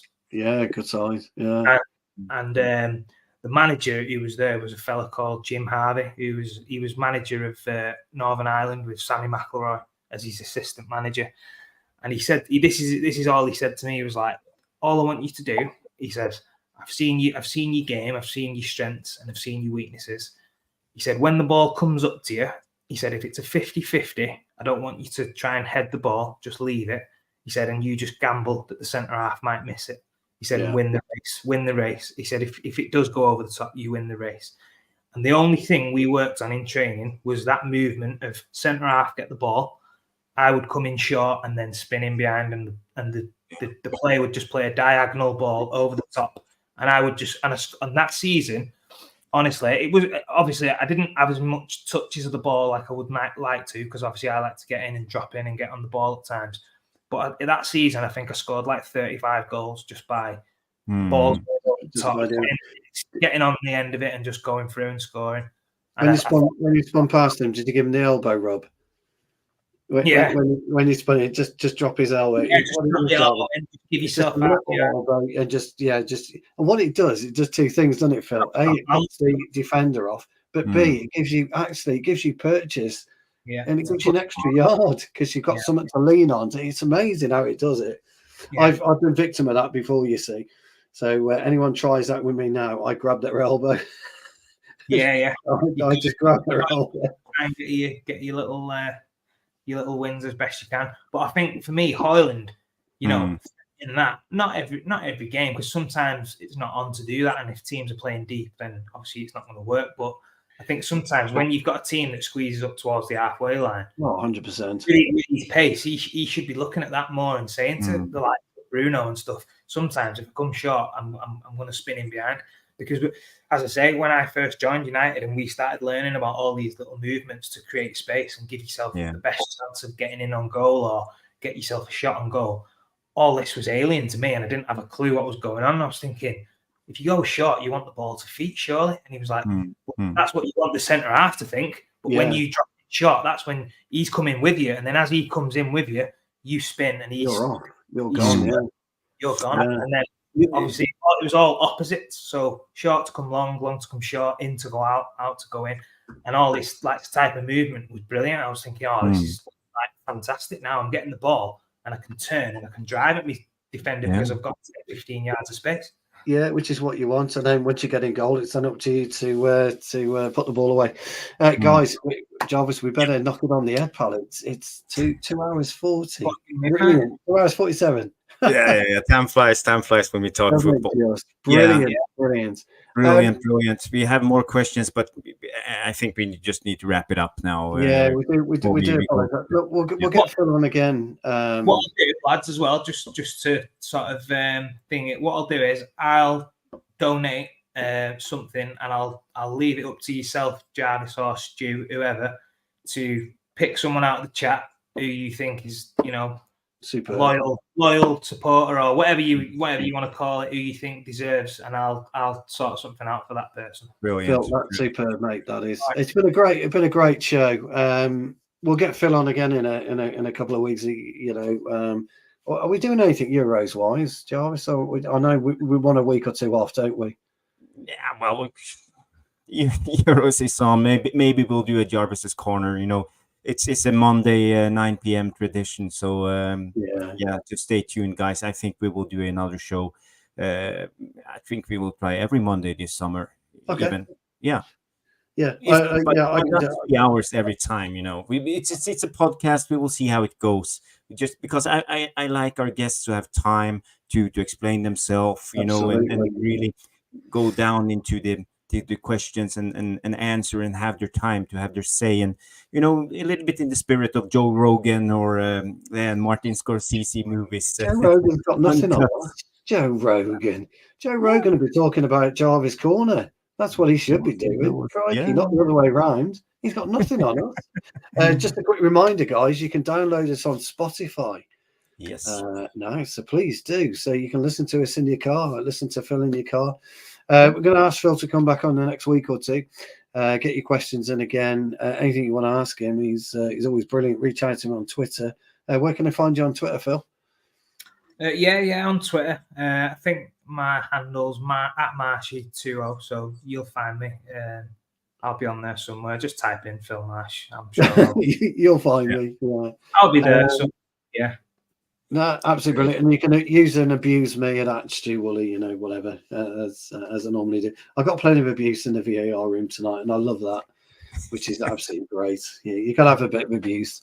And Jarvis, you can see him at Bole77. Yes. Jarvis, I will let you close the show. It's been a great thanks to everyone, by the way, who's tuned in and watched us. I think tonight's been a great example of three lads just talking football. It was brilliant show.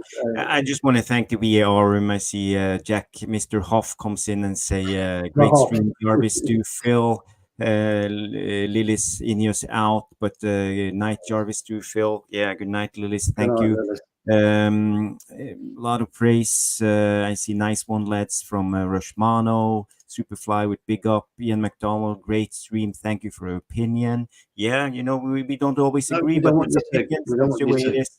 And I appreciate your opinions too, Ian McDonald. So thank you for watching.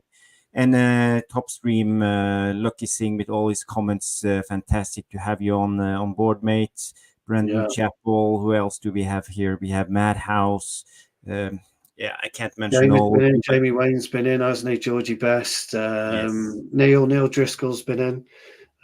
Neil, I love Neil. He gives me grief. I love Neil. He's ace. He's really good. An absolute Manchester United stalwart. And thanks to everybody who's got involved. See you soon, Lucky Singh.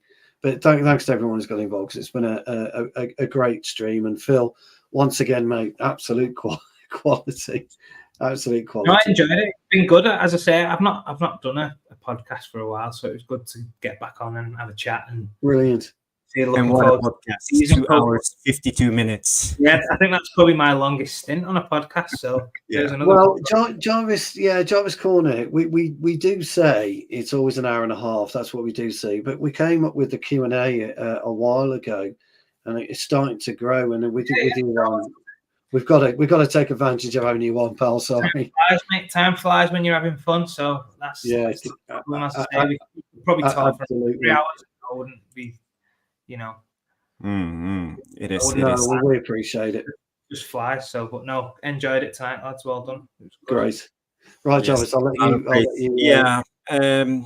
I'll just end on this and say thank you for everybody for tuning in. We will be on the next Jarvis's Corner Monday 9 p.m. every Monday 9 p.m. So remember to tune in for a good footballing podcast. We can call it a podcast. So I will leave you with that. And if you have the chance, go and leave a comment in the non-live section after the show. Helps out the algorithms. And if you have more questions, I will come in there and try to answer as good as I can. So thank you, everybody, for tuning in, and see you on the next. Thank you so much for stopping by and watching MUFC Realist TV. Don't forget to like and subscribe and follow us on the socials.